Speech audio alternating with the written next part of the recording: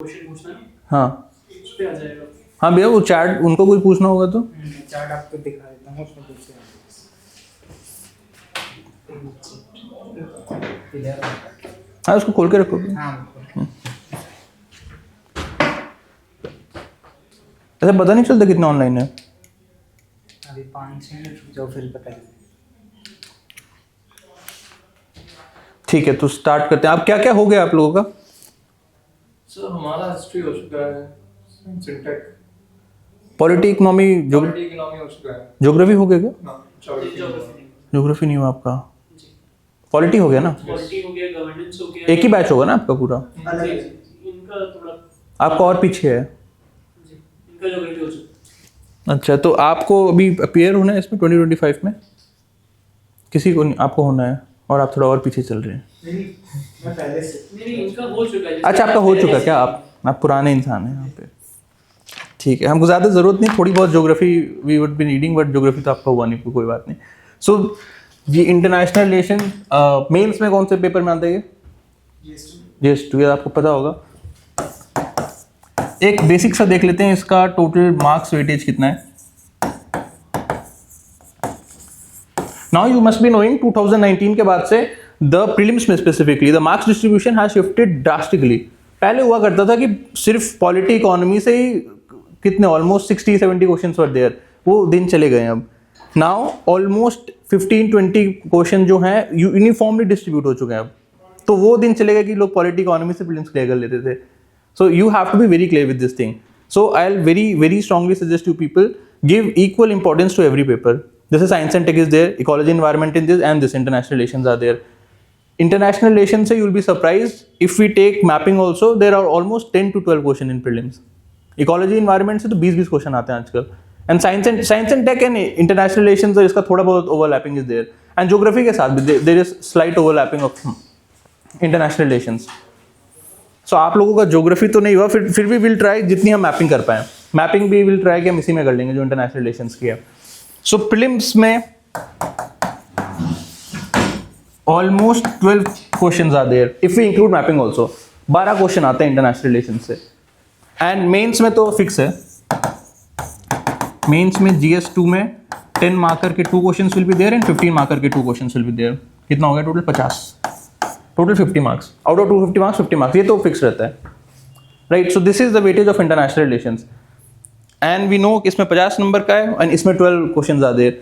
So it means you have to give equitable amount of, ऐसा भी नहीं कि you completely have to ignore this international relations, ऐसा भी नहीं कि आप बुक्स की बुक्स पढ़े जा रहे हो इंटरनेशनल रिलेशंस की।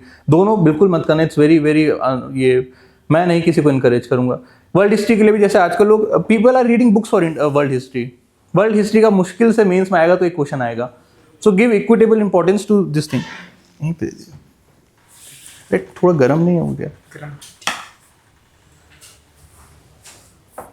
Right. And for international relations इसमें बेनिफिट इज कि current affairs is important, but इसका करंट अफेयर रातों रात नहीं बदलता। इकोलॉजी एनवायरनमेंट में तो देयर इज एन एक्ट, अभी फॉरेस्ट कंजर्वेशन एक्ट पूरा चेंज कर दिया, तो इसमें तो रातों रात दुनिया बदलती है। International relations is a very safe place. होगा तो the change in current affairs is very very very very tectonic, बहुत धीरे धीरे चीजें शिफ्ट होती हैं। तो आप अगर एक बार पढ़ लेंगे तो whenever you want to appear 2026 2027 the things are relevant. And इसमें ऐसा नहीं कि बहुत ज्यादा you have to update your current affairs. अभी का जो होगा we will be covering everything जो भी हो रखा है। उसके बाद अगर मोदी जी कुछ बहुत चमत्कारी चेंज कर दें तो then you have to cover that thing. इसका बेनिफिट वो है। एंड सेकंड बेनिफिट इस तरह के पेपर्स में IR इंटरनल सिक्योरिटी भी I guess I will be taking your. So internal security and international relations, इसमें वेटेज इज फिक्स, 50 नंबर का आना है एंड इट्स एक्सट्रीमली सिंपल। अभी हम पूरा पढ़ लेंगे, इसके अलावा you do not have to bother anything, कुछ भी मत पढ़िएगा दोनों के लिए, इंटरनेशनल रिलेशंस और इंटरनल सिक्योरिटी के लिए। ना ना ना कुछ नहीं पढ़ना। मुझे बोला इसके लिए कोई बुक पढ़ने की जरूरत नहीं है आपको। अगर किसी का PSIR है तो वो अपना करता रहे। है किसी का यो PSIR? You have done PSIR? अभी शुरू ही नहीं किया। आप सब लोग कॉलेज में क्या? छोटे लग रहे हैं। आप भी कॉलेज में हो? अच्छा आप भी कॉलेज में? आप भी हो? तुम भी कॉलेज में हो? बड़े छोटे हो तुम लोग, 20-21 साल के हो गए ना तुम लोग।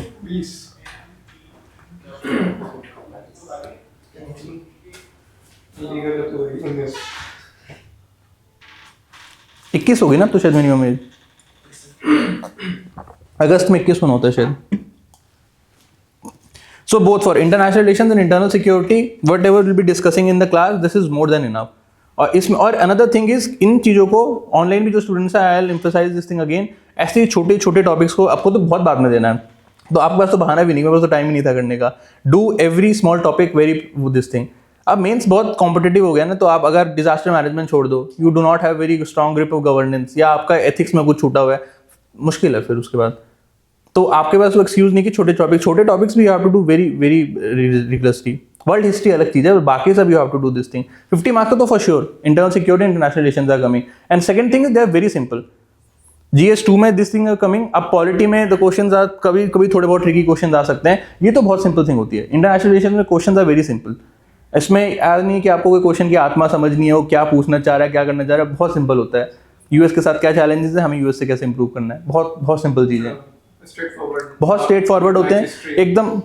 हिस्ट्री भी आजकल स्ट्रेट फॉरवर्ड नहीं आती, थोड़ी डेप्थ में पूछते हैं हिस्ट्री वो. ये और इंटरनल सिक्योरिटी तो बहुत ही सिंपल है. तो मतलब we can say this is the most easy low hanging fruit जो आपका मेंस में हो सकता है. और इसके मैं आई रिक्वेस्ट यू, इतना जरूर पढ़िएगा, इसके अलावा कुछ मत पढ़िएगा, इससे अलावा पढ़ने की कोई ज़रूरत नहीं है. देन इसका जो सिलेबस है, आप लोगों को पता होगा सिलेबस, तो you should be remembering by heart. नहीं किया तो आज ही कर लीजिएगा, फोटो कॉपी प्रिंट आउट करके उसको आपको स्टिक समवे जो आपकी रोज नजर पड़े, सब कॉन्शियसली आपके दिमाग में. सिलेबस तो you must be knowing by word what is written in your syllabus. Ukraine में लड़ाई हो रही है, गाजा स्ट्रिप में something is happening, south America में something is happening. Our only focus will be what its global implications are and what is implication on Indian interest. इससे अलावा हमें कुछ जाने की जरूरत नहीं है. पेपर में इसी तरह की चीजें पूछी जाती हैं. दुनिया में हो रहा है, but our focus of study over here will be what is the Indian impact of that thing, हमें उस पर कैसे फर्क पड़ेगा. और वे एक्सप्लिसिटली सिलेबस में हर लाइन में इंटरनेशनल रिलेशंस में मेंशन्ड है. तो सिलेबस का बहुत छोटे से हम लिखेंगे.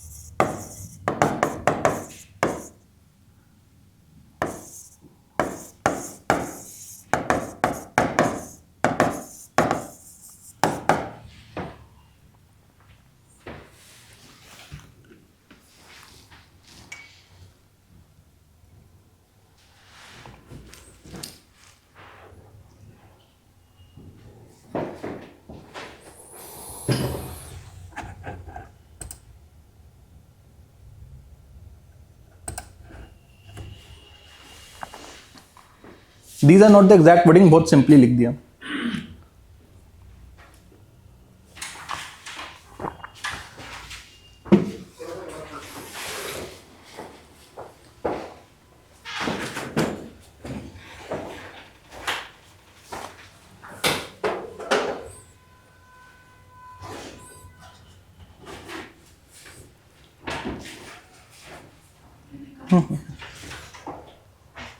Morning, sir.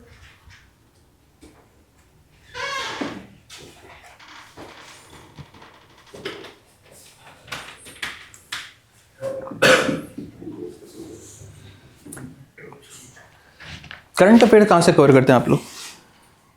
Current affairs newspaper तो Newspapers. उसके अलावा कुछ भी नहीं करते? अरे नहीं, इन जनरल यार, फॉर मैं सोचा उसके कुछ नहीं करंट अफेयर्स तो सारे टॉपिक्स में इंपॉर्टेंट होता है। अभी तो सब न्यूज़पेपर ही है। अच्छा, आई विल सजेस्ट यू, अगर किसी ने नहीं किया तो न्यूज़पेपर इज़ नॉट सफाइस, मतलब इट्स नेसेसरी बट सफिशिएंट नहीं है। तो आप एक कोई भी, हाँ तो बाज़ार में इतनी मैगजीन मिलती है, कोई भी मैगजीन आप उठा लीजिए, किसी भी प्रोमिनेंट इंस्टीट्यूट की, ऐसी मत उठाना। एंड मंथ की मैगजीन होती है, पतली सी होती है, वो 150-200 पेज की, तो it's a very doable thing. Month में 200 page you should be covering. Newspaper is not sufficient, उसमें सारा नहीं होगा। एवरीथिंग विद मैगजीन या कुछ पर्टिकुलर? बट सर अभी तो इंटरेस्ट बनाने के लिए न्यूज़पेपर ही पढ़ रहे थे करंट अफेयर के लिए। अब तो बन गया होगा इंटरेस्ट यार। हाँ। तो मेरा ना अटेम्प्ट 2027 का है। तो बहुत लेट है यार। इधर ऐसा मैंने सोचा अभी मैगजीन सही नहीं रहेगी स्टार्ट करना। हाँ, तुम तो फिर इंटरेस्ट बनाओ। बाकी जो 25-26 वाले हैं, आई सजेस्ट 1 साल का आप अगर कंप्लीट करंट अफेयर्स देख लें तो इट्स रिकमेंडेबल। 1 साल तक का तो पूछते हैं वो, और इट्स डूबल थिंग है, 200 पेज होता है महीने का, आप कर लीजिए। और जैसे जैसे किसी का पॉलिटी इकॉनमी हो गया तो यू विल बी अंडरस्टैंडिंग कि क्या इंपॉर्टेंट है क्या नहीं इंपॉर्टेंट है पेपर में। इंटरनेशनल रिलेशन करेंगे तो आपको पूरा समझ आ जाएगा क्या पढ़ना है क्या नहीं पढ़ना। अरे लिख लिया, ये मोटा मोटा सिलेबस है। And our course of action हम किस तरह करेंगे।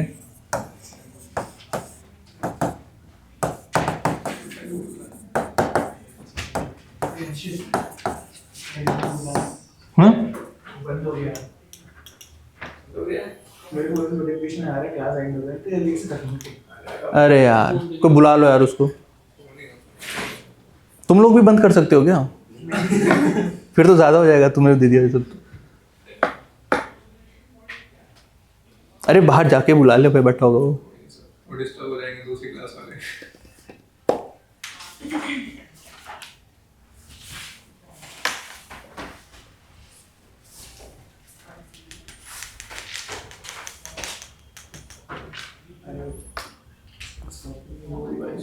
यहाँ बेल भी तो होती है ना हरिराम को बुलाने के लिए।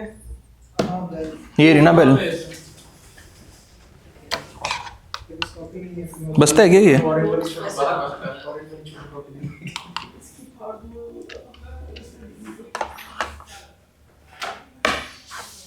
ऑप्शन क्या ले रखे हैं यार आप लोगों ने? 27 वाले तो छोड़ो यार। आप भी 27 वाले हैं आप? अरे तुम्हारा मैथ्स है, बढ़िया यार। क्या कर रहे हो तुम? मास्टर्स में चल रहा मैथ्स में? अच्छा, कर लिया मैथ्स पूरा? है, चल रहा है।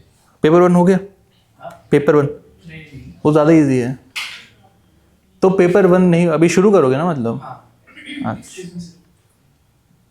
क्या हो गया? एंड हो गया? क्लास में क्लास स्टार्ट हो गई। पता नहीं। हो गई ऑटोमेटिक। हम्म। कहाँ पे है? आजा आजा।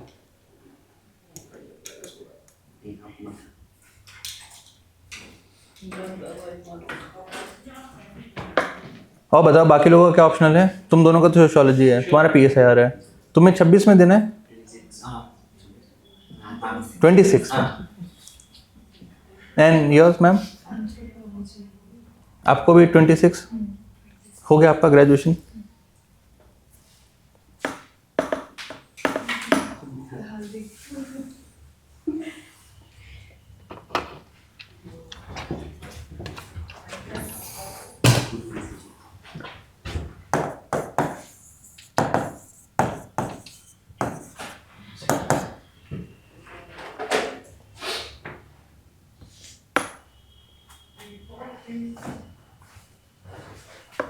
कम कैसे हो गया?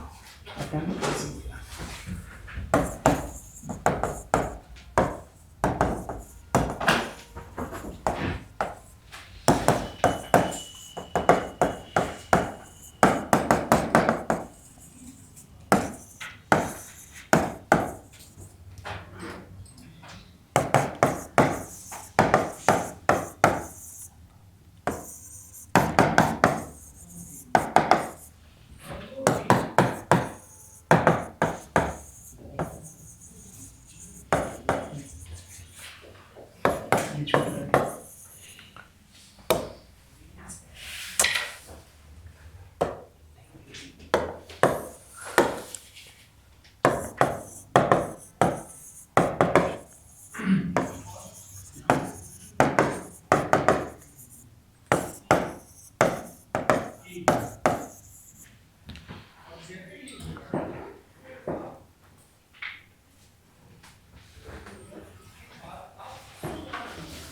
इसको मिक्स करेंगे।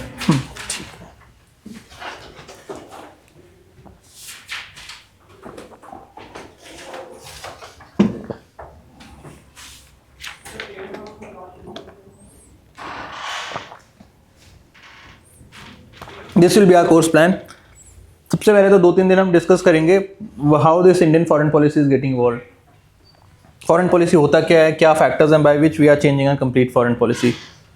देन आर नेबरहुड मतलब ये सब अपने पड़ोसी जो हैं, बांग्लादेश, नेपाल, पाकिस्तान, ये सब। Bonding countries या उससे भी नेबरहुड मतलब जिसकी वी आर शेयरिंग इधर मैरीटाइम बाउंड्री और this land boundary. And then now this is very important. ये जो है हम देखेंगे why this has become extremely important. जितना ओरिएटरी स्किल्स हैं मोदी जी के, उन्होंने बोला है जिनसे सरहद लगती है वो हमारे पड़ोसी नहीं है, जिनसे हमारा दिल लगता है वो भी हमारे पड़ोसी हैं। मोदी जी ने बोला है। सो दैट मतलब he is focusing on now extended neighbour. मतलब ही इज सेइंग आज जो एक्सटेंडेड नेबर्स हैं we will be treating them as equivalent to our immediate neighbours. Extended neighbour मतलब जिनसे हमारी डायरेक्ट बाउंड्री नहीं लगती। जैसे कोई ऐसा देश आजकल जिस पे बहुत फोकस हो हमारा, like Middle East पे बहुत वेस्ट एशिया।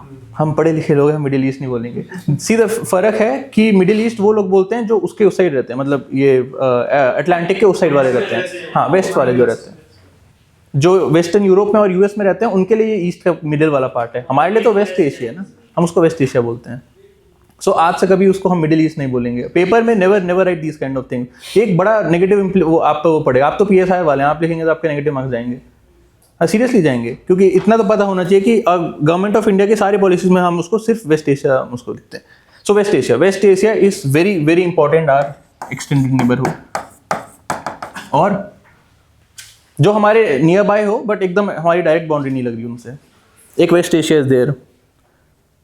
ये तो आप लोग बता सकते हैं, थोड़ा तो पढ़ रहे होंगे। साउथ ईस्ट एशिया बोल सकते हो।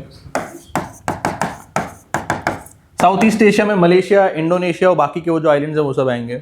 म्यांमार कह रहा हूँ, वियतनाम, कंबोडिया, लाओस सारे आएंगे उसमें।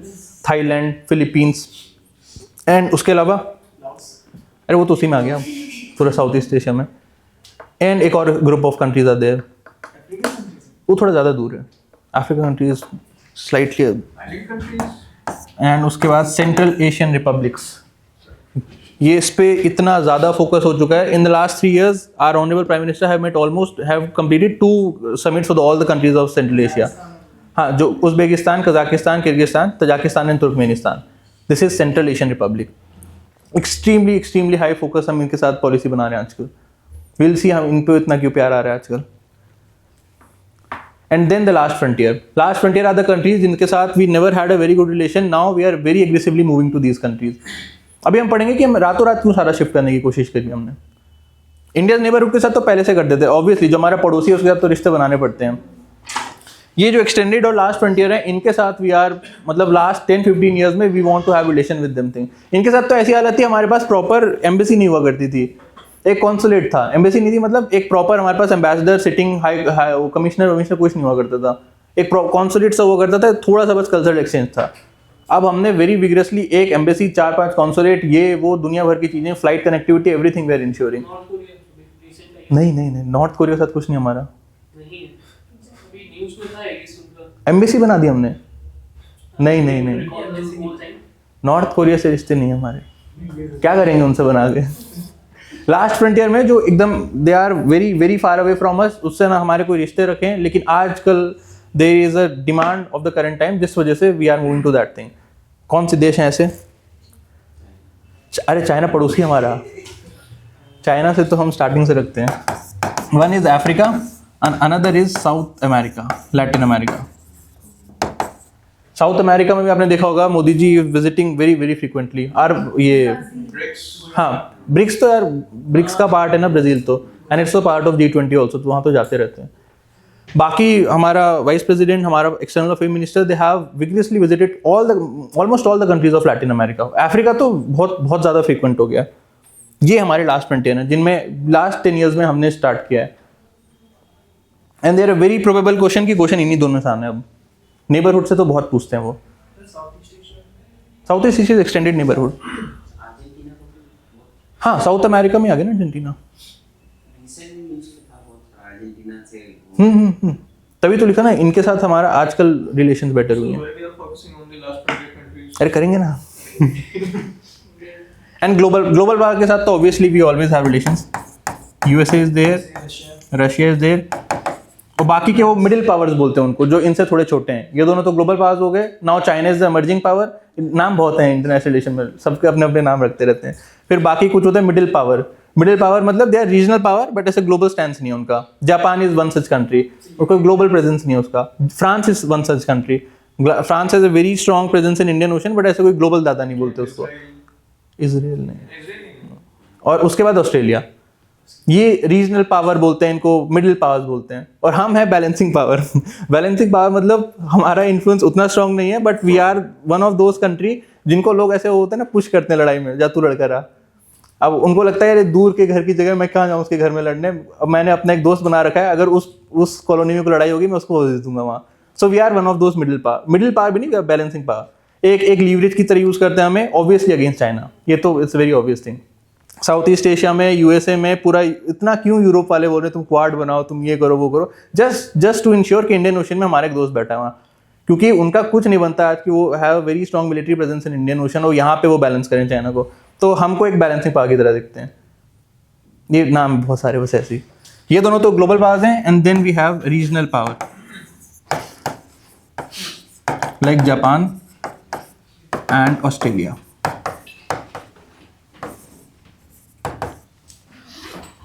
ग्लोबल पावर्स के साथ तो we have relations from when we have our independence, तब से हम इनके हिस्से रखते हैं. And this is extremely important. International organisations and Indian diaspora. आजकल if I have to predict कि मेंस में क्वेश्चन, प्रीलिम्स में तो question can be from anywhere. Prelims is completely unpredictable. YouTube में आपको कोई बता रहा है क्या प्रोबेबल है, सब बेकार की बातें हैं. You have to give your test series, दुनिया भर के आप टेस्ट सीरीज दीजिए, then you will have a good shot कि किस तरह के क्वेश्चन इज प्रोबेबल. Prelims में no one can predict anything. Mains में questions can be on extended neighborhood, last frontier and international organizations. Most probably इन्हीं में से आएगा. अब यही बहुत ज़्यादा न्यूज़ में रहते हैं. And this is now most relevant for Indian foreign policy. International organizations में पढ़ेंगे सारे खराब हो चुकी हैं. इतना ज़्यादा पोलराइजेशन है. पोलराइजेशन पूरी दुनिया में हो रखा है. एंड उनका बाय इफेक्ट बाय प्रोडक्ट जैसा हो रखा है कि सारे international organisation have been polarise. मतलब एकदम they have a very contrast, एकदम ब्लैक एंड व्हाइट वाले हो रखा है. एकदम पोलर डिसीजन होते हैं, या तो तू ठीक है या तो तू गलत.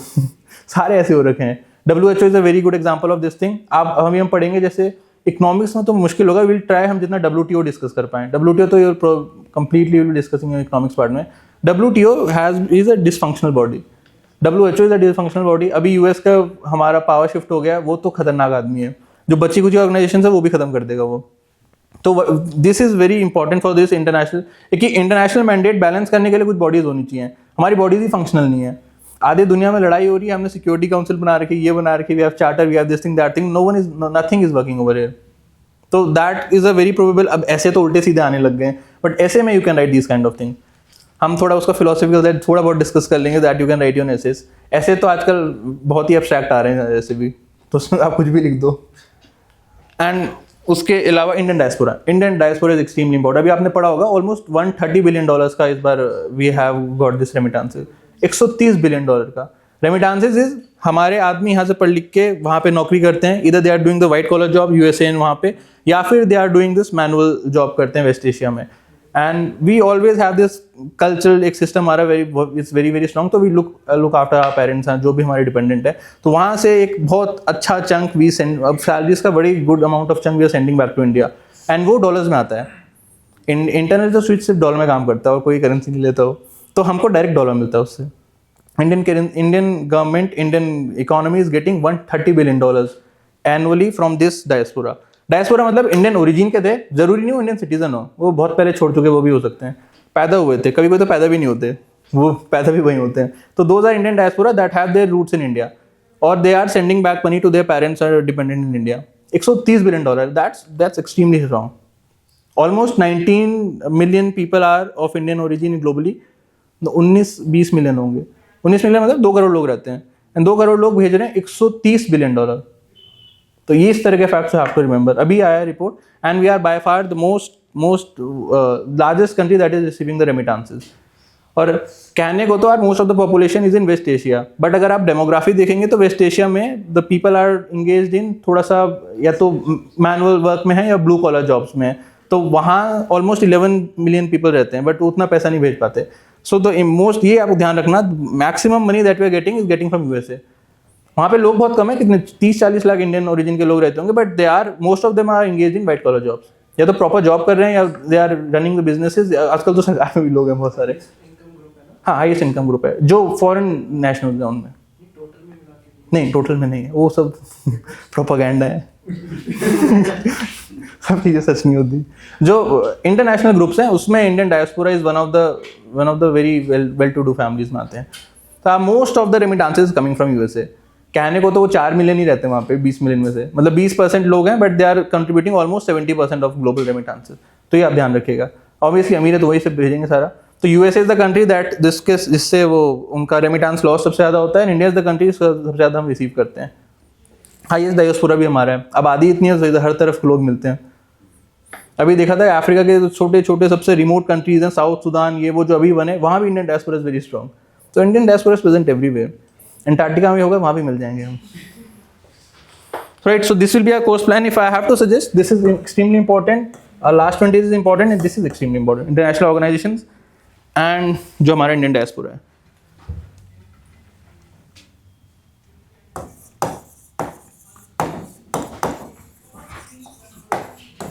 आज तो बस कीवर्ड्स बहुत सारे होते हैं, थोड़े बहुत कीवर्ड्स देखेंगे. Tomorrow will start with evolution.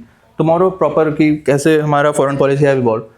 School of thoughts में एक सबसे आता है कि होता किस तरह है.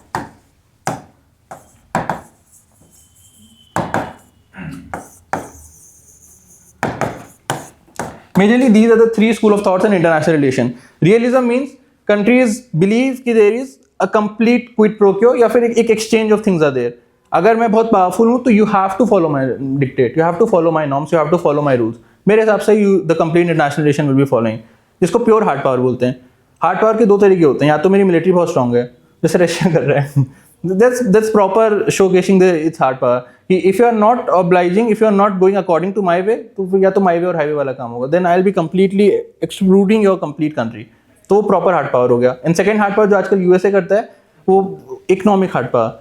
They have complete dollarisation of the economy. वो सैंक्शन लगा देंगे आप पे, वो आपके जो फॉरेन एक्सचेंज है वो मुश्किल कर देंगे, आपके जो ग्लोबल फॉरेन रिजर्व में डॉलर्स होंगे वो सारे लॉक कर देंगे, आपको स्विफ्ट सिस्टम से निकाल देंगे. Swift system is the global system जिससे मनी एक्सचेंज हो सकता है. आप स्विफ्ट सिस्टम से बाहर हो गए तो दे can not do international trade. International trade के लिए फिर उनको कहीं से आपने इकोनॉमी में पढ़ा होगा, फिर उनको दूसरे बैंक अकाउंट बनाने पड़ते हैं, इसको नॉस्ट्रो वॉस्ट्रो बोलते हैं. Then they have to do the regional currency exchange. जैसे हम रूबल में करने की कोशिश कर रहे हैं. Rouble is the currency of Russia. So second hard power ये हो गई कि आपने इकोनॉमी को एज अ टूल यूज करने लग गए फॉर दिस थिंग. सो वो रियलिज्म हो गया. लोग जितना भी उसको फ्लावरी कर लें, even today most of the international relations is going by realism. आजकल तो बहुत ही ज़्यादा एक्सट्रीम हो गई चीज़ें. एक वो हो गया ना कि बिल्कुल एक वेव चलिए डी ग्लोबलाइजेशन करना है सबको. पहले होता था सब अपने दरवाजे खोल रहे हैं, मैट में वेलकम लिखा, आइए यहाँ पे आप पढ़िए, यहाँ पे आप नौकरी कीजिए, will be having cultural exchanges, हम एक ग्लोबल सोसाइटी बनेंगे. जब वो ICT रेवोल्यूशन हुआ था कि सब अपने आइडियाज एक्सचेंज कर सकते हैं, ग्लोबल वर्ल्ड बनेगा, ये बनेगा. Now things are gone. अब इट्स वेरी प्रॉपरली क्लियर कि complete world is going through deglobalisation. सब ने अपने दरवाजे बंद कर दिए. Everyone is having the protectionist ideologies. तो ट्रम्प आ गया, वो तो प्रॉपर प्रोटेक्शनिस्ट. तो they are very easily saying हम बंद कर देंगे. We will be restricting down our H1B visa, we will restricting down our work visa, ये भी बंद कर देंगे, वो भी बंद कर देंगे. Will be making this permanent card, green card, everything very very tough. The norms will be making even more tougher. और यूरोप में भी the same thing is happening. वो तो कह रहे हैं हम we will be having a very large tariff, we will be erecting very strong tariff barriers. या तो आप यूरोप में आके प्रोडक्शन कीजिए, otherwise European market will not be available for you. So that's a very proper thing कि complete एक D globalisation हो चुका है. वो क्लासिक एग्जांपल है रियलिज्म का. इकोनॉमिक बैरियर ही तो है, बोल दिया हमारी इकोनॉमी के साथ आप इंगेज नहीं कर सकते, आपको करना है आप हमारे यहाँ के प्रोडक्शन कीजिए. एंड जॉब्स एंड एम्प्लॉयमेंट के लिए भी very simply everyone is saying this thing कि ये तो मतलब ऐसे एक प्रोपेगेंडा की तरह है कि वो लोग आके हमारी जॉब ले रहे हैं. ये तो प्रॉपर प्रोपेगेंडा वो फैला रहे हैं.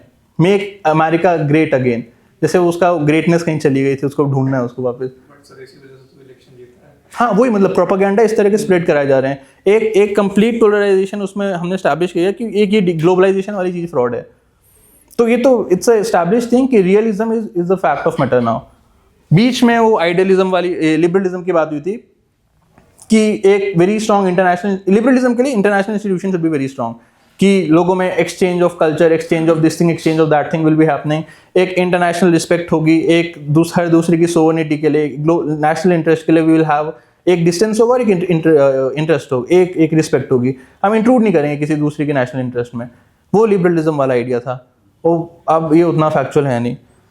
एंड आइडियलिज्म तो वो राम राज्य यूटोपियन सोसाइटी वाला, कि एक borderless complete global humanise society होगी, एक अलग अलग कंट्रीज होंगी, but the countries will be ruling their own independent territory, but ऐसे कोई इंटरनेशनल बॉर्डर्स या फिर इस तरह का कोई रिस्ट्रिक्शन ये वो नहीं होगा। Permeable borders, permeable money exchange, permeable ये people labour exchange, everything will be happening. जैसे EU में होता है, EU is an example of idealistic society. EU में तो 19 कंट्रीज हैं जिनके economic policies are also same, euro zone उसको बोलते हैं। इवन द करेंसी भी उसकी जो यूरो है वो यूरोपियन यूनियन की एक प्रॉपर करेंसी है, मतलब उनकी इकोनॉमिक पॉलिसी भी सेम है। तो यूरोप को अगर if you have to see as a continent, it's an idealistic thing. उनकी बॉर्डर्स नहीं है and they have a Schengen agreement. Schengen agreement के अकॉर्डिंग एक सिंगल वीजा लेना है। आप अगर जब भी यूरोप घूमने जाओगे एक शेंजेन वीजा मिलेगा आपको, and you can visit almost 29 countries of the Europe, मतलब there is no international border.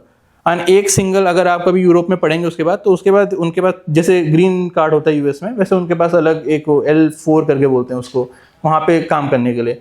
So if you have this specific thing, you can work almost in 28 countries of the Europe. मतलब your economic policies, your political policies, your international movement, your labour movement, everything is very free वहाँ पे। वो बस सपनों में होता है, ये यूरोप में होता है, इसके अलावा कहीं नहीं होता। एंड यूरोप में भी we have seen this thing. आप you can write this kind of thing international relations. जब चीज़ें खराब होने लगती हैं, जब बुरा समय आता है, कोविड में we have seen this thing. Germany और फ्रांस के बीच में बॉर्डर बना दिया गया था। जर्मनी वालों ने बोला था कि जर्मनी इज एक्सट्रीमली गुड, वहाँ प्रोडक्शन बहुत स्ट्रांग होता है। यूरोप में if you have to say a country that is extremely strong in international relation, that is France. By far, very simply, that's France. France का international power is extremely strong and economic power house is Europe, Germany. Germany के बराबर कोई नहीं Europe में। So Germany has a very strong production of bio pharma companies and everything, production का strong था। तो वहाँ पे उनका PPE किट्स, ये वो, उनके जो भी ventilators and everything was very strong. So they have erected international, ये वहाँ पे बाउंड्रीज बना गई थी, और इंटरनेशनल जो ट्रेड हो रहा था between Germany and rest of the Europe, उन्होंने बंद कर दिया था। सो दैट्स एन एग्जाम कि जब बुरा समय आया तो फिर उन्होंने भी फिर ये ग्लोबलाइजेशन आइडिया ऑफ आइडियलिज्म या फिर फ्री मार्केट के जो फ्री ट्रेड एग्रीमेंट जिन्होंने बना रखा है, सारा बंद कर दिया था। सो दैट्स एस्टैब्लिश्ड थिंग कि अब हम सब वापस रियलिज्म की तरफ जा रहे हैं। Idea of realism was in World War II, World War I, वो तो एक्सट्रीम था। उसमें तो दे वर हैविंग दिस कि our existence has this complete net zero effect. एक जीरो सम गेम जैसा होगा, या तो मेरा इंटरेस्ट इसमें मैं कैटर कर सकता हूँ या तेरा इंटरेस्ट कैटर कर सकता हूँ, हम दोनों खुश नहीं रह सकते एक घर में। So that was the fact over there. And as factually if you have to say, today the world is also moving to realism. वो एक नेट जीरो गेम की तरह बढ़ रहे हैं, या तो इधर my interest will be catered in international politics और your interest will be catered. वो ग्लोबल हार्मनी वाली चीजें बंद हो गई। लिबरलिज्म जो बीच में चला था और आइडियलिज्म कहीं नहीं होता। Europe is an example of idealism. दो वर्ड लिख लेते हैं इनके, realism,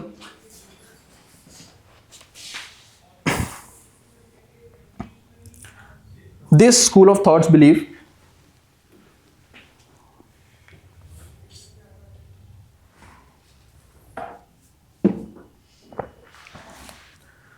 that heart power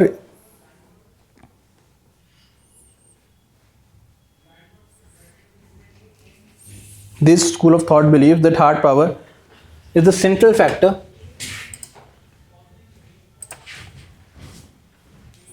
heart power is the central factor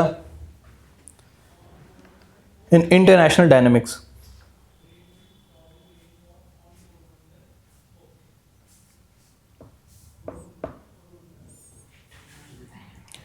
Heart power is central factor in international dynamics. Heart power means military or economic heart power. Second point, it is implicit that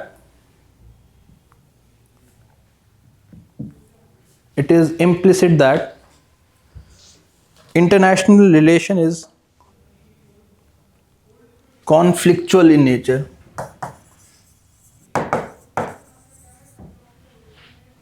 international relation is conflictual in nature.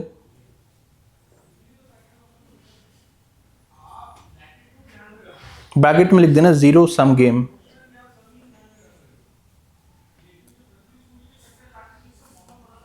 Zero sum game. Example, if you have to write during phase from World War I to World War II. During phase from World War I to World War II. Whenever you are studying your world history, आप देखोगे उसमें the tension was so strong. If there was mobilization of troops, तो उससे भी लगता था लड़ाई होने वाली है. The tension between 2010 to 2014 was so strong. मतलब वो तो इनएविटेबल था, लड़ेंगे ये विदाउट एनी फैक्टर. कोई इतना बड़ा कोई चीज़ भी नहीं होता, बस उनको बहाना चाहिए था, उनको लड़के रखेंगे एक बार. तो देयर वाज टेंशन इतने स्ट्रॉन्ग थे, दे वो एकदम प्रॉपर नेट जीरो गेम हो गया था. या तो घर में इसका इंटरेस्ट चलेगा तो मेरा इंटरेस्ट चलेगा, तो मेरे को ढंग से खाना मिलेगा तो इसको मिलेगा. बस दे वो फाइंडिंग कोई एक टिपिंग पॉइंट आ जाए जिससे हम लड़ लें. तो टेंशन 1910 से, मैं 2000 बोला था क्या, 1910 से 1914 तक, द 4 ईयर इतना ज़्यादा टेंशन हो गया था. एंड दे वो जस्ट एक्सपैंडिंग द कॉलोनीज हर तरफ. लैटिन अमेरिका में दे वर एक्सपैंडिंग, अफ्रीका में हर जगह ढूंढ रहे थे, मोरक्को से लेके इथोपिया तक, everywhere they were finding the colonies. And Asia में भी वो फॉर सिंगल रीजन कि फटाफट वी विल एक्सट्रैक्टिंग, यहाँ से जितने रिसोर्सेज एक्सट्रैक्ट कर सकते हैं, यहाँ से जितना हम पैसा एक्सट्रैक्ट कर सकते हैं, यहाँ से हम रॉ मटेरियल लेके अपना इंडस्ट्रियलाइजेशन करें कि लड़ेंगे तो मारेंगे अच्छे से, या फिर हम इनसे जितना ज़्यादा हम रेवेन्यू एक्सट्रैक्ट कर सकें, अपनी कैपिटल बढ़ाएं जिससे कि हम अपनी मिलिट्री में ज़्यादा एक्सपेंडिचर कर सकें. Purely based on realism. Second one is liberalism, liberal विचारधारा.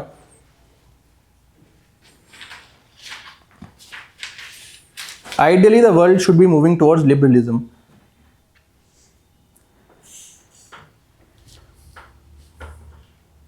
This believes in respect of sovereignty,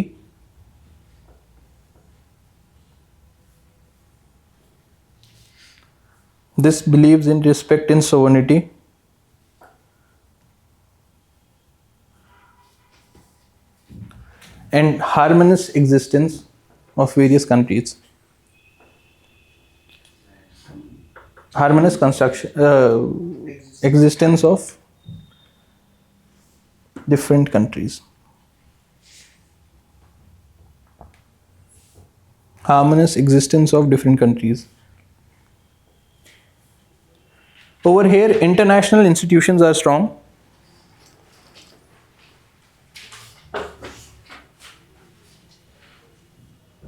आप इसको दोबारा लिखोगे घर पे? जी जी, ये मैं पेज नाम मुझे बना रहा हूँ. तो डबल मजदूरी क्यों करते हो? तो कॉपी जो थी वो भरी हुई थी, मेरे दिमाग से निकली, मैं अच्छा चल, आज मिली नहीं.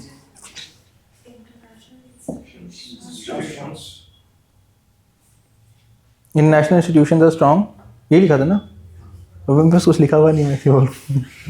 International institutions are strong and there is rule of law.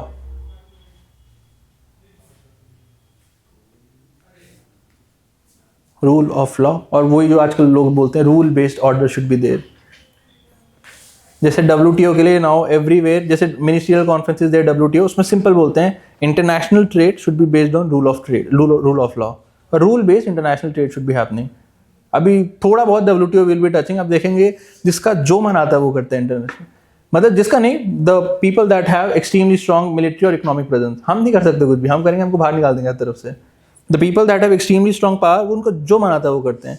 अभी Trump is there, unilaterally they will remove, और अभी आप देखेंगे देयर आर GSPs होते हैं, अलग अलग प्रेफरेंसेज होते हैं. प्रेफरेंशियल ट्रेड इज देयर, मतलब if we are a under developed country, under developed तो नहीं, we are developing country, so we have the right and we have been provided all the powers in WTO कि हमको एक preferential treatment मिलेगा. We can not, आज आप बोल दोगे कि कोल बंद कर दो, it's not possible for us, हम रातों रात सारा कोल प्रोडक्शन ही बंद कर दें, या फिर we open up our complete economy. आपके पास तो पूरा organic production, everything is there. US से वो यहाँ ऑर्गेनिक प्रोड्यूस करके भी भेजेंगे, लॉजिस्टिक ऐड करके भी उनका cost will be lower than जो हम ऑर्गेनिक प्रोड्यूस करते हैं. कोई चांस ही नहीं हम compete कर सकते उनके साथ. सिमिलरली फॉर चाइना का मैन्युफैक्चरिंग इज सो चीप, क्यों? उनका प्रोडक्शन कॉस्ट की लॉजिस्टिक 12% है, वो भी ऐड करोगे तो भी 10 रुपये की चीज़ मिल जाएगी. यहाँ का डोमेस्टिक प्रोडक्शन इज 15 रुपये, हमारा तो सारा मैन्युफैक्चरिंग खत्म हो जाएगा. So under WTO there is preferential trade, properly लिखा हुआ है, सब कुछ मिलना चाहिए. IPR के लिए, IPR के लिए इतनी बुरी तरह लड़ रहे हैं लोग. There is explicitly written compulsory licensing is allowed. अगर आपको ड्रग्स के लिए, अगर आपको स्पेसिफिक कोई कैंसर से मर रहा है उसके लिए सस्ती दवाई बनानी है तो compulsory licensing can be done. और आप WTO में देखोगे इतनी बुरी तरह रगड़ा जाता है, इतनी बुरी तरह, मतलब हम वो पूरा एल्यूमिनियम ट्रेड बंद कर देते हैं, वो पूरा अपना जितना भी हम we are exporting multiple crops और ये वो सारा बंद कर देंगे वो, because we are not respecting IPR। और कानून में है कि IPR के under we have been provided preferential guidelines कि ठीक है, अगर हमको IPR अगले 15 साल का हमको मिला हुआ है टेन्योर की एक्सटेंडेड टाइम पीरियड में हमको अपना पूरा IPR, तो आप समझ रहे हैं ना, इंटेलेक्चुअल प्रॉपर्टीज के लिए, जैसे उनके फार्मास्यूटिकल इज वेरी स्ट्रॉन्ग, तो वो फार्मास्यूटिकल लॉबी करता है US गवर्नमेंट को भी नहीं करता, उनका डीप स्टेट उन्हीं को करता है वो, कि आप यहाँ पे IPR वो कीजिए कि इंडिया में लोग आबादी इतनी ज्यादा है, we have highest population burden of tuberculosis, this that, सारी बीमारी हमारे पास सबसे ज्यादा, तो उनकी मार्केट है बहुत बड़ी, और हम करते नहीं, हम क्यों करें भैया? यहाँ पे 500 रुपए की जो दवाई है under patent they getting for 20,000-30,000 rupees, 500 भी नहीं, 100 रुपए का पत्ता मिल जाता है, तो फिर देन दे आर सेइंग कि कंपलसरी लाइसेंस यहाँ पे नहीं होना चाहिए। उसके लिए दे आर, मतलब रूल कानून कुछ नहीं चलता, अपने मन से वो सब कर रहे हैं। And same is for everybody, सारी इंटरनेशनल बॉडीज का ये हो चुका है। सो लिबरलिज्म का the basic idea rule of law तब स्टैब्लिश होगा when there is a very strong institution. And similarly so जैसे अभी हम पढ़ेंगे ओशियंस में, China is doing anything that he wants in the ocean, and the ironic thing is he was the one who pushed extremely strong for UNCLOS. There is an international organization, international convention is there, United Nations Convention on Laws of Seas, कि sea के अंदर international conduct किस तरह होगा। He was the one country that pushed extremely strong for ratification of this convention, and he was the one of the first pioneer signatory of UNCLOS। और वही है जो UNCLOS के एकदम टीचर उड़ा रहा है। मतलब दे आर डूइंग, ऐसे मिट्टी जमा करी वियतनाम के पास मिट्टी जमा करी, बोला ये आइलैंड है, फिर 2-4 दिन में बोला ये चाइनीज टेरिटरी है, फिर 2-4 दिन में बोला ये पूरा जितना भी वाटर एरिया है, जो भी मैरीटाइम रिसोर्सेज है, सब चाइना का है। He is doing in South China Sea. और इंडियन ओशन में जैसे दे आर ब्रिंगिंग इनका military fleet, they are bringing their espionage the warships, they are bringing even their submarines, वो पूरा स्कैन करके आ रहे हैं और they are seeing everything that is in the coast of India. मतलब they are just not following UNCLOS, कुछ भी नहीं मान रहे वो। तो हम देखेंगे कि इतनी बुरी तरह क्यों, तभी तो एवरीवन इज पुशिंग कि इंडियन ओशन में Indian presence should be there. अब कोई मतलब नहीं रहा कि USA वहां से यहाँ पे लाएगा।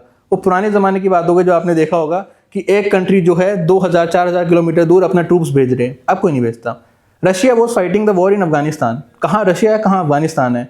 रशिया अगर अफगानिस्तान में जीत भी जाएगा उसको कुछ नहीं मिलेगा, क्योंकि कनेक्टिविटी नहीं है, कुछ भी नहीं है, हर तरफ से पहाड़ों से गिरा है। थोड़ा बहुत ज्योग्राफी देख लेंगे, Afghanistan is completely filled with this thing, और वो डबली लैंडलॉक्ड कंट्री है। अब डबली तो नहीं, but it's extremely landlocked country.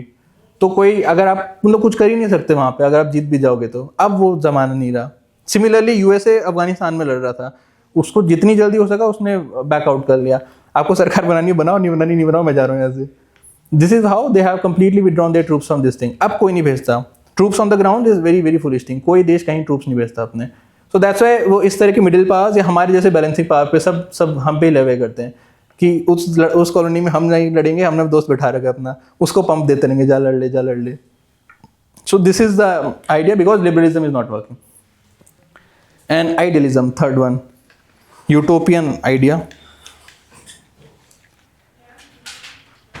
Here the international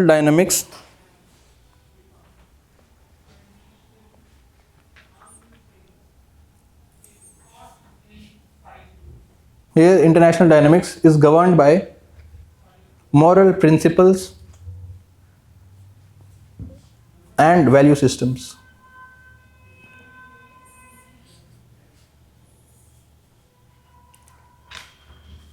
Moral principles and value system.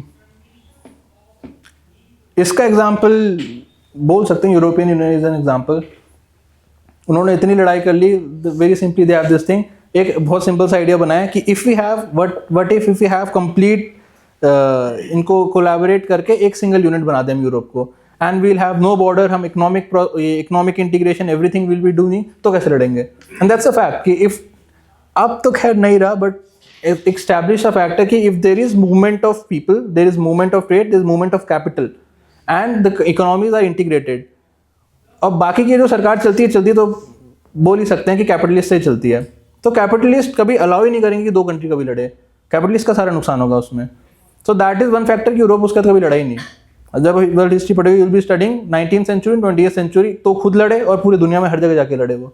20th century के बाद यूरोपियन यूनियन बनने के 2-4 साल बाद उनको पीस अवार्ड मिल गया था। European Union has been awarded, United UN के पीस अवार्ड भी रखा उसको।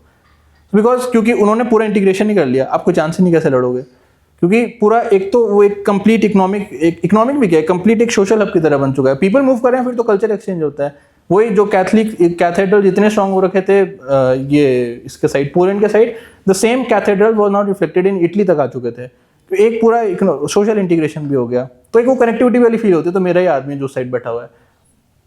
सो ये एक आइडियलिज्म का आइडिया हो सकता है। Another one is NAM. NAM is excellent idea, जो नॉन अलाइनमेंट मूवमेंट स्टार्ट हुआ था 1950s में। That was purely based on कि एक आइडियलिस्टिक व्यू होना चाहिए and all the decisions will be taken basedly on principles and principle on ethical principle. अब खैर NAM is not relevant now. तो इसके दो idea example can be there, NAM and European union, right. इन इसके बाद स्कूल ऑफ थॉट्स के बाद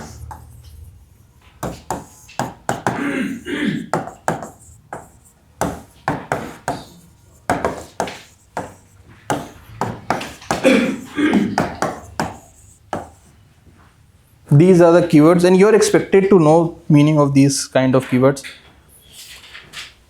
आजकल आप एडिटोरियल पढ़ोगे तो उसमें शार्प पावर, एज पावर, पता नहीं क्या कौन सी पावर और आ गई है, वो तो नई नई चीज़ें। ये तीन are the basic thing.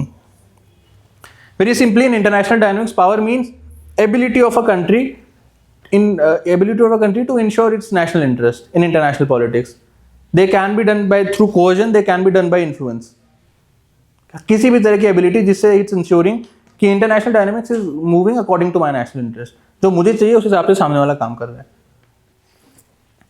Hard power मतलब वही political and economic, twisting the arm, मार वार के जो मना रहे हैं, दैट्स हार्ड पावर। आजकल पीपल आर मूविंग बाय, अब मिलिट्री हार्ड पावर नहीं होता है because military fighting is extremely costly, बहुत महंगा काम है। तो economically they are doing this kind of things. आप सैंक्शन लगा देंगे, यू विल बी उसको कर्टेल कर देंगे, आप इंटरनेशनल ट्रेड बंद कर देंगे, you will be completely removing dollar economy, ये वो एवरीथिंग, जहाँ से भी आप कर सकते हो। So hard power is a reality. Soft power आज के लिए नया नया है। These kind of thing is emerged because of ICT revolution. ये सब कुछ ICT रेवोल्यूशन है, जो ग्लोबलाइजेशन वाली बात थी। तो थोड़ा बहुत आइडिया होगा ना ग्लोबलाइजेशन क्या होता है, ICT रेवोल्यूशन। अरे ICT मतलब वो टेलीग्राम, व्हाट्सएप, ये सब जो आ गए हैं, ये जो एक मतलब इस तरह के ग्लोबल जाइंट्स आते हैं जिसने digitally they have able to connect everything. अगर if I am connected with my friend is Germany, उससे होगा क्या, there is an exchange of idea, very very simple exchange of ideas there. अब फिर थोड़े थोड़े मेरे को पता चलेगा कि this is how I will be expose to culture of Germany and eventually I will be consuming their content, their art, their food, their language. So ideally होगा क्या, इवेंचुअली देयर विल बी एक idea होगा कि I am connected to the people of Germany. एक global citizenship वाला जो बात करते हैं, वो ग्लोबलाइजेशन के बाद हुआ। ICT रेवोल्यूशन वही कम्युनिकेशन, जो इंटरनेट कम्युनिकेशन रेवोल्यूशन था, इंफॉर्मेशन कम्युनिकेशन टेक्नोलॉजी रेवोल्यूशन। उसके बाद ये सब हुआ कि एक सॉफ्ट पावर का भी आइडिया होना चाहिए। सो एवरीवन इज शोइंग कि this is how, this is what my culture is, this is what my food is, see मैं कितना डाइवर्स हूँ, I have different languages, different ये this thing, I am extremely tolerant, मेरे पास different democratic ideas are there, leftist, rightist, हर तरह के लोग मेरे पास रहते हैं, and then उससे people attract होते हैं, and actually people countries ये people they are getting attracted because of that thing. अब किसी हाँ वेरी गुड सॉफ्ट पावर। अब आज के ज़माने में मीडियम है, आजकल सब प्रोपेगेंडा पे ही चल रहा है। हाँ, सॉफ्ट पावर से वो इसी तरह के प्रोपेगेंडा ही फैला रहे हैं। इसका एग्जाम्पल, हाँ एग्जाम्पल एक बढ़िया एग्जाम्पल नहीं ध्यान आ रहा है इसका, जिनसे इनकी बात वैलिडेट हो जाए, मैं सोचता हूँ मैं। And India is the champion of soft power. ये तो इट्स वेरी सिंपल बिकॉज हमारे पास दुनिया भर की चीज़ें दिखाने को, और this government is very very enthusiastic, तो सब दिखाएंगे हम। हाँ मतलब विश्व गुरु की बात करते हैं, मतलब ऐसा नहीं, दैट्स अ फैक्ट कि ऐसा नहीं हो सकता कि कल को will be becoming one of the very strong hard power या global power. That's a fact, मुश्किल है वो हो पाना। 2050 तक भी वी आर सेइंग कि हमारा global trade, global share, global GDP एक स्पेसिफिक तक ही जा पाएगा। आज 7-8% है, पता होगा ना, ग्लोबल GDP का शेयर ऑफ इंडिया 7%, ट्रेड में 2%। ट्रेड, हमारा international trade is extremely low. GDP भी इसलिए ज़्यादा है क्योंकि हमारे मार्केट बहुत बड़ी है, तो खुद ही खर्च वर्च करके हम बढ़ा देते हैं अपनी GDP। सो ग्लोबल ट्रेड में हमारा प्रेजेंस नहीं है। सो वी आर एस्टिमेटिंग 15-20% जाएगा 2050 तक, जब हम विकसित देश बन जाएंगे। तो उसके बाद भी we never be this thing hard power या global, that's a fact matter. But होगा क्या कि will be this knowledge hub, उसको बोलते हैं ना विश्व गुरु, की दुनिया का जो आइडिया नॉलेज ये होगा, that will be coming from India and will have a very strong influential position because of our soft power. इस तरह का हम उसमें हमारे एक वो है कि this is what we can become in 2047. तो ये पूरा soft power and India is champion of soft power. कहीं से जब देखिए योगा, ट्रेडिशनल मेडिसिन सिस्टम, हमारा म्यूजिक, आर्ट, ये वो, वी हैव डिफरेंट रिलीजन. जैसे बुद्धिज्म इज देयर, अब जाके हमें पता चला हमारे पास बुद्धिज्म है. इससे पहले तो ऐसा लगता था कि गवर्नमेंट हैज नॉट रियलाइज हमारे पास बुद्धिज्म है. साउथ ईस्ट एशिया में there is population that have very strong Buddhist influence. हम सेंट्रल एशियन रिपब्लिक की बात कर रहे थे, उज्बेकिस्तान, कजाकिस्तान में they have very strong Buddhist presence. अब we are capitalising on this thing कि हमने तो we are the one who have source Buddhism, हमारे यहाँ से बुद्धिज्म सोर्स हुआ है. तो this is one of the very important pillar of our relation with central Asian republic. आप सरप्राइज हो जाओगे जान के, हमने सेंट्रल एशियन रिपब्लिक के साथ, हमने 5 देशों के साथ अपने रिलेशन स्ट्रॉन्ग किए बेस्ड ऑन द फैक्ट हमारे we are the one who has originated Buddhism. And same is with south East Asian countries. South East Asian में Islamic people are also there, but very very strong presence of Buddhist people are there. And similarly हमारा जैसे आजकल वो राज कपूर वाला जो celebrate कर रहे थे, राज कपूर पता होगा ना, पुराना हमारा फिल्म स्टार, हाँ 100th बर्थडे था. तो आज तक राज कपूर उनके गाने के there is a very strong presence in central Asian republic. हाँ अरे रशिया गई तो वो पार्ट है सेंट्रल एशिया, वहीं से यूएसएसआर में इतना स्ट्रॉन्ग प्रेजेंस है, इतना स्ट्रॉन्ग प्रेजेंस है आज भी इंडियन बॉलीवुड, इंडियन सॉन्ग्स का. वहाँ पे पीपल रिकॉग्नाइज शाहरुख खान, मतलब वहाँ पे हिंदी नहीं है, वहाँ पे इंग्लिश भी नहीं है, वो अपनी डब लैंग्वेजेस में they are seeing this kind of thing. So मतलब Indian art, Indian Bollywood, Indian films का इतना स्ट्रॉन्ग प्रेजेंस है. Now government of India very enthusiastically, अब गवर्नमेंट ऑफ इंडिया खुद अपने पैसों पे इस तरह की जो भी फिल्में होती हैं they are dubbing in all different languages and they are ensuring कि वहाँ के प्रोड्यूसर्स में हम वो कर सकें कि मतलब उस कंट्रीज में भी स्प्रेडिंग इंडियन फिल्म. आज की नहीं, पुरानी जमाने वाली, आजकल की तो अजीब फिल्म बनती है. तो पुरानी फिल्म को we are promoting in these countries and these are. अब सुन के बड़ा अजीब लगता होगा कि फिल्मों से 2 देशों के रिलेशन कैसे बनेंगे, but actually the relations are extremely strong because people of the country, people of जैसे Kazakhstan, Kyrgyzstan specifically, people are associating India with Indian films, Indian food, Raj Kapoor, इन चीज़ों के साथ. अफगानिस्तान में भी है ये सब. यूएसएसआर और उसका सोवियत इन्फ्लुएंस बहुत ज़्यादा था. सोवियत में तो बहुत ही फेमस है इंडियन बॉलीवुड. एंड इसका एक negative impact is very very prominent negative impact is लोग बोलते हैं कि when you study world history कि the breakdown of Soviet union was because of its economic downfall. That's a fact कि there was an economic downfall और उसकी वजह से वो हो रहा था. इकोनॉमिक डाउनफॉल भी इस वजह से था बिकॉज उसका military expenditure was extremely high. उसका GDP to military expenditure was almost 20%. GDP का 20% मिलिट्री में खर्च कर रहा था बिकॉज अब उसको बनाना है न्यूक्लियर बम, अब उसको बनाना है, ही इज इंश्योरिंग कि अफगानिस्तान में वो यूएस से जीते. और यूएस बड़ा चालाक है. US never had very strong boot presence in Afghanistan. उसने पाकिस्तान के थ्रू तालिबान बनाया, ये बनाया, वो बनाया, उससे लड़ रहा है वो वहाँ पे जाके. And Afghanistan, Russia, USSR is sending its own troop in Afghanistan. वो बेवकूफ़ी वाला काम था. So that's a fact. Economic downfall is there, everything is there. But one of the very important reason why this USSR broke down because of soft power. आप पता होगा कि Berlin में एक वॉल थी, बर्लिन वॉल, मतलब एक waste Germany हुआ करता था, एक ईस्ट जर्मनी हुआ करता था. West Germany was a part of ये वेस्टर्न कल्चर जो पूरा वेस्टर्न यूरोप वाला था. And east Germany has a very strong influence of the Soviet थे. तो ईस्ट जर्मनी वालों ने देखा कि वहाँ पे सॉफ्ट पावर है ही नहीं. They are not allowed to have their freedom of expression. वो नाच गाना नहीं कर सकते. They can not move out. They can not protest against the government. They can not provide their ideas. वो कुछ नहीं कर सकते. They do not have the idea of dissent. They have nothing over there. So जब ये break Berlin wall जब टूटी है 88-89 में ये टूटी थी. So then they have the idea कि वहाँ पे the culture is very vibrant. They have everything. उनको if they want to do anything, economic independence is there, social independence is there, they have their freedom of speech and expression, dissent, सब कुछ है उनके पास. तो that was a very strong thing कि पूरा USSR वहीं से ब्रेक हो गया. वेस्ट जर्मनी से ये यूक्रेन, देन उसके बाद जो ऊपर वाले लाटविया, ये एस्टोनिया, जितने भी थे, बेलारस, एंड नीचे सेंट्रल एशियन रिपब्लिक थे. Very strong reason was there कि बर्लिन वॉल ब्रेक होने के बाद रातों रात उनको पता चला कि यार हम तो ऐसे ये तानाशाही में जी रहे हैं. हम तो इंसान वाला भी हमको ट्रीटमेंट नहीं मिल रहा है यहाँ पे. We have to see what the government has wanted us to see. We can speak what the government want us to speak. हम ना कुछ नाच सकते हैं, हम ना बोल सकते हैं, ना कुछ कर सकते हैं. So breakdown of USSR was very very much related to this soft power. That's a fact. और बर्लिन वॉल ब्रेक होने के बाद तो एक टिपिंग पॉइंट आ गया कि लोग फिर मूव करने लग गए थे. That's a very embarrassing thing कि देश एक बड़े देश से दूसरे देश में जा रहे हैं बोल के कि यार हमें यहाँ नहीं रहना. नॉर्थ कोरिया से वो तो चलता है लेकिन ऐसे किसी बड़ी प्रोमिनेंट देश हो तो that's an embarrassing thing for this thing. और जो मेन लैंड में इंसान बैठा है फिर उसको भी दिखता है ये चीज़ कि कोई बॉर्डर का एरिया का आदमी यहाँ से दूसरे देश में जा रहा है, now these people are saying कि यार you do not have any life, वहाँ पे प्रॉपर एक हमारे पास ग्लोबलाइज लाइफ है, वहाँ आज़ाद है, यहाँ पे नहीं है। तो वो एक टिपिंग पॉइंट था and this is the power of soft power कि देश भी टूटते हैं उससे। और आजकल ये नया चल रहा है स्मार्ट पावर, वही मतलब hard power plus soft power.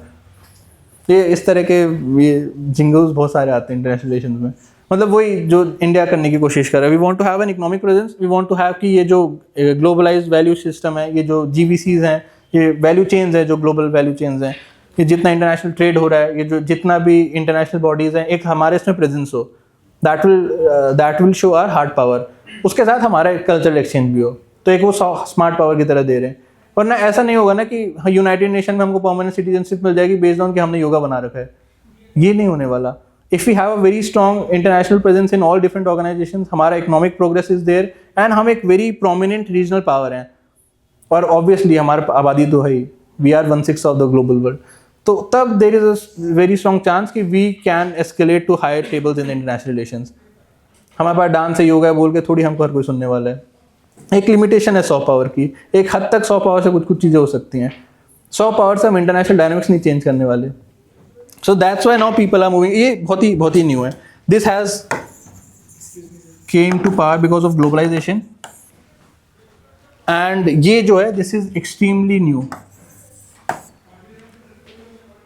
बस एक मोटा मोटा आइडिया होना चाहिए आपको क्या है ये सब, मतलब समझ तो आ गया ना, सिंपल चीज़ें हैं। तो आप पहली बार 9 बजे क्लास हो रही है क्या आपकी? रोज 9 बजे होती है ना? आदत नहीं सुबह उठने की? थोड़ा थोड़ा सब सो रहे हो। सो एक एक लाइन लिख लेते हैं इनके लिए। पावर,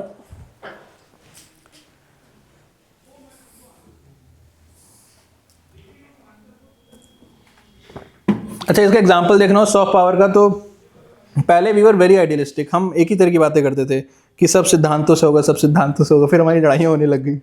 हम बोलते थे चाइना के साथ हम सिद्धांतों से लोगे, we will be having our principle based relation with China, हम पंचशील बनाएंगे, हम ये करेंगे वो करेंगे। देन चाइना हिट हम सो हार्ड, इतनी बुरी तरह मारा हमको, देन वी रियलाइज कि soft power is not the solution for everything. Then उसके बाद हमको समझ आया कि soft power has its own limitations, सब कुछ नहीं हो सकता। Then we shifted to our smart power. उससे पहले तो हम प्योर सॉफ्ट पावर करते थे, नैम, पंचशील। हमने यहाँ तक बोला था we have seconded, we have referred कि हमारी जगह तो खैर क्या आई, बट एशिया में you should give China permanent seat in United Nations, security council में चाइना को आप दे दीजिए। एंड बेस्ड ऑन हमारा अपना नहीं, because of we have very strong relation with Nepal, Bhutan और बाकी की कंट्रीज में, हमारी वजह से many countries of Asia also supported कि सिक्योरिटी काउंसिल में permanent membership should be given to China, based on our soft power की प्रिंसिपल बेस्ड अप्रोच होनी चाहिए, हम रिश्ते बनाएंगे, ये बनाएंगे। उसके 4 साल बाद इतनी बुरी तरह हमारा चाइना ने हमको, then we realise soft power has its own limitation. आज भी we are the champion of soft power, हमारे बराबर का सॉफ्ट पावर किसी में भी नहीं है। But now we are moving to smart power and the basic idea of this thing is, आजकल की हमारी जो गवर्नमेंट बोलती है we want our space in high tables. वो पुरानी बात हो गई कि हम ज़मीन पे काम करेंगे, आज भी हम ज़मीन पे हैं। We are one of the largest troop supporter in ये पीस कीपिंग ऑपरेशंस में। ये लोगों को पता नहीं है, लोगों को लगता है कि पीस कीपिंग तो पता होगा, United nation have this own standing army, blue cap army, जो उनकी अपनी आर्मी है। अपनी आर्मी मतलब अपना इंसान तो नहीं है, ऑब्वियसली डिफरेंट कंट्रीज आर ये contributing their troops over there. So India is the largest contributor in United Nation peacekeeping. लोगों को लगता है वेस्टर्न कंट्रीज ज़्यादा करते हैं, हम करते हैं। एंड इंडिया की जो people that has died in peace keeping operation, no countries have even come closer to that thing. हमारा जो सेकंड वाला है उसका शायद हमसे आधे लोग मरे हैं। We are the one who have sacrificed maximum lifes in peace keeping operation and we are the one who have given maximum people in peace keeping forces. Given the fact बाकी की देयर आर मल्टीपल कंट्रीज जिनकी army हमसे multiple folds बड़ी हैं, China की army हमसे इतनी बड़ी है, बट स्टिल आज भी हम वो करते हैं। बट द फैक्ट हम स्मार्ट पावर की तरफ जा रहे हैं बिकॉज नाउ वी वांट कि अब हमको हाई टेबल्स में अपनी जगह चाहिए। जितने भी हाई टेबल्स हैं हर जगह हमको अपनी जगह चाहिए। We are challenging international order, हम बोल रहे हैं कि हम ब्रिक्स से ये चेंज कर देंगे, वो चेंज कर देंगे। We are the one who are advocating, हम डॉलर ही हटा देंगे। हम हटेगा तो खैर कभी नहीं, but we are the one that is बोल रहे हैं कि we'll have trade with the local currencies. हम सब कंट्रीज में अपनी लोकल करेंसी का ट्रेड करना चाह रहे हैं। जैसे यूपीआई आपने देखा होगा, यूपीआई को एक्सटेंड करके ना उसको शायद $500 मिलियन तक का we have extended UPI in UAE और इसमें, ऑब्वियसली $500 मिलियन इंसान तो भेजेगा नहीं, इतना अमीर थोड़ी होता है हर कोई। $500 मिलियन से ट्रेड करेंगे हम। सो इवेंचुअली वी वांट कि जो इंटरनेशनल ट्रेड हमारा बायलैटरल जो ट्रेड है that should not be going govern by dollar. तो हम ये कि डॉलर वॉलर सारा हटाना चाह रहे हैं। दैट्स अ क्लासिक एग्जांपल कि अब हम स्मार्ट पावर की तरफ जाते हैं। अब हमको भी चाहिए भाई इंटरनेशनल ऑर्डर्स में वो सब चाहिए। इस तरह की चीज if you are good lucky और अनलकी तो इस तरह के क्वेश्चन समटाइम मेंस में आते हैं। उसको थोड़ा वो घुमा फिरा के क्वेश्चन पूछते हैं, कैन एलिफेंट डांस। एलिफेंट मतलब कंट्री लाइक अस जो इतनी बड़ी है, इतनी इंटरनेशनल रिलेशंस में आज भी we are one country which is completely governed, completely decide on thing by value system and morals। आज भी हमारा पूरा इंटरनेशनल रिलेशन मॉरल्स पे चलता है। तो अब हम गरीबों को छोड़ के ऐसे हाई टेबल पे जाएंगे, अफ्रीका को छोड़ के हम हाई टेबल पे जाके बोलेंगे भाड़ में जाए सब, हमें अपनी सीट दे दो। सो उसके लिए we have to have this thing कि आज भी on the ground we are the one that is working for complete global south under developed country सबके लिए। But now we have realize this thing, soft power has its own limitation. एक balance के साथ हम we are the one that is international relations में आज भी we are the one country that is representing the global south. जो पूरा developing under development we are the one that is representing that thing. China नहीं represent करता उसको अभी, China उस साइड जा चुका है। China is the country that is representing developed country now. When you study your ecology आप उसमें देखोगे ये पूरा क्लाइमेट नेगोशिएशन में we are the one that is negotiating everything. हम इतनी बुरी तरह नेगोशिएट करते हैं। आपने पढ़ ली इकोलॉजी?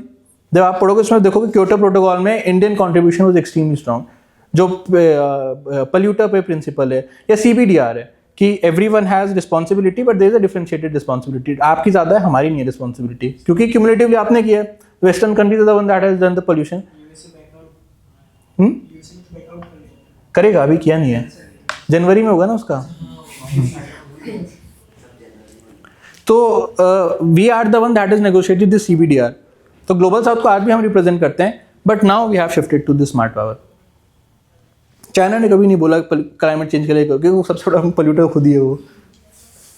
नाउ क्यूमुलेटिवली चाइना का, और जब आप पढ़ोगे क्यूमुलेटिवली चाइना का USA का क्यूमुलेटिव मतलब जब से ये this thing first industrial revolution start हुआ था 1860 से आज तक USA का cumulative carbon emission was almost 36-40%।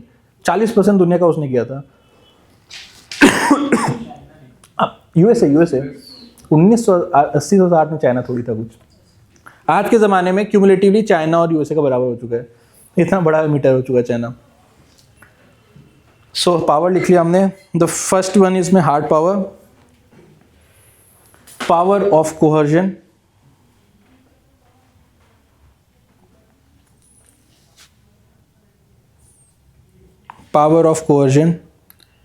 based on military and economic might. Coercion. C आता है कि यस आता है? सी आता होगा शायद।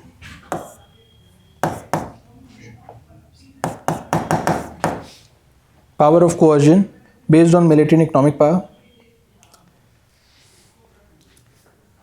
The second is soft power.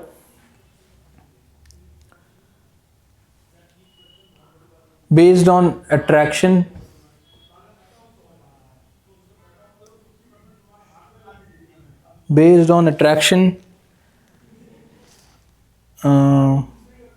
influence,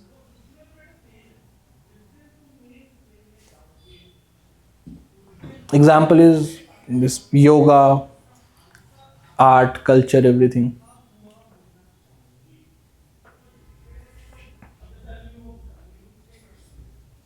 Then the third one is smart power.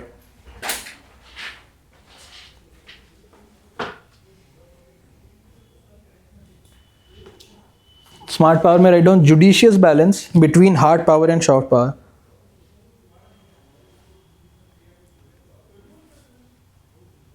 Judicious balance between hard power and soft power.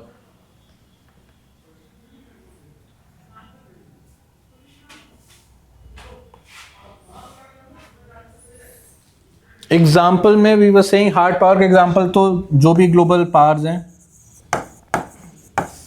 USA, China, Russia, all three are now using hard power. Russia तो military hard power use करता है। USA and China is using pure economic their hard power of their might to coerce this international order. Soft power के लिए India में हमने बोला we have NAM, Panchsheel,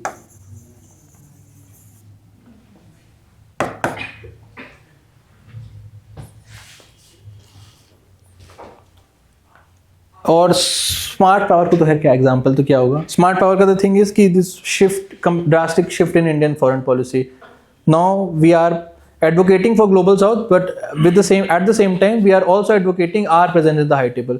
We are advocating our greater influence, greater role in this, and we want our place in the developed part of the country, developed part of the world. हम खुद ही बोल रहे हैं हम विकसित भारत बन जाएंगे. So that is smart power. And ये थोड़ा थोड़ा कहीं आप वो सब लिख भी रहोगे तो this soft power का idea start because of globalization. ICT revolution के बाद information communication technology revolution.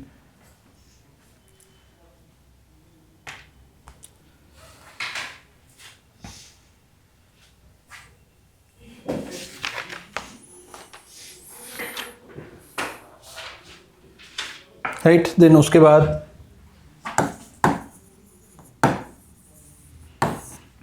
Keywords हैं, बस सारे keywords we will discuss.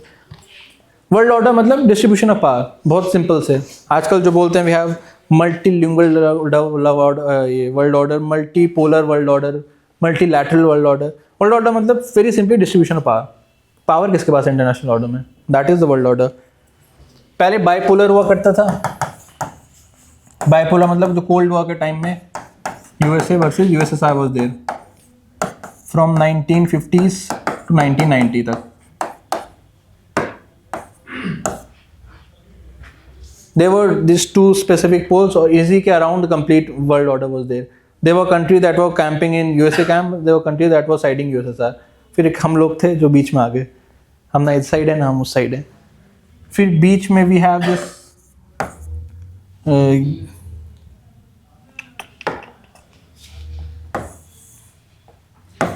unilateral world order या monopolar world order.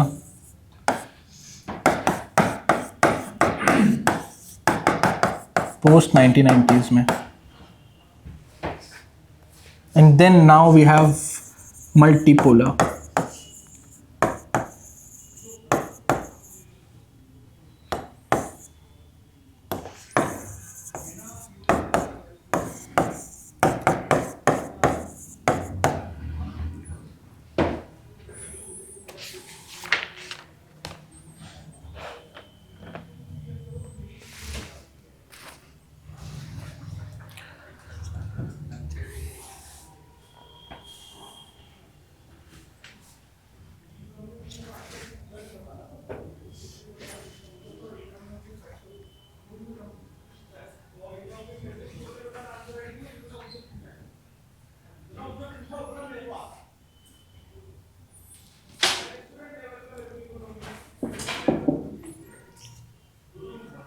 Multilateral multipolar सब कुछ सेम ही है. मतलब there are multiple different countries जिनका या तो ग्लोबल इन्फ्लुएंस है या फिर रीजनल इन्फ्लुएंस है. एक कोई सिंगल कंट्री नहीं है that is ruling the complete world.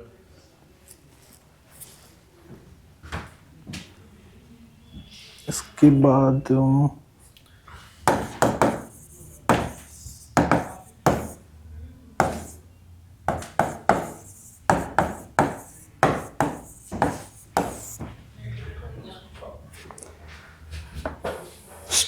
Strategy तो एक ही बनी हमको, डिप्लोमेसी.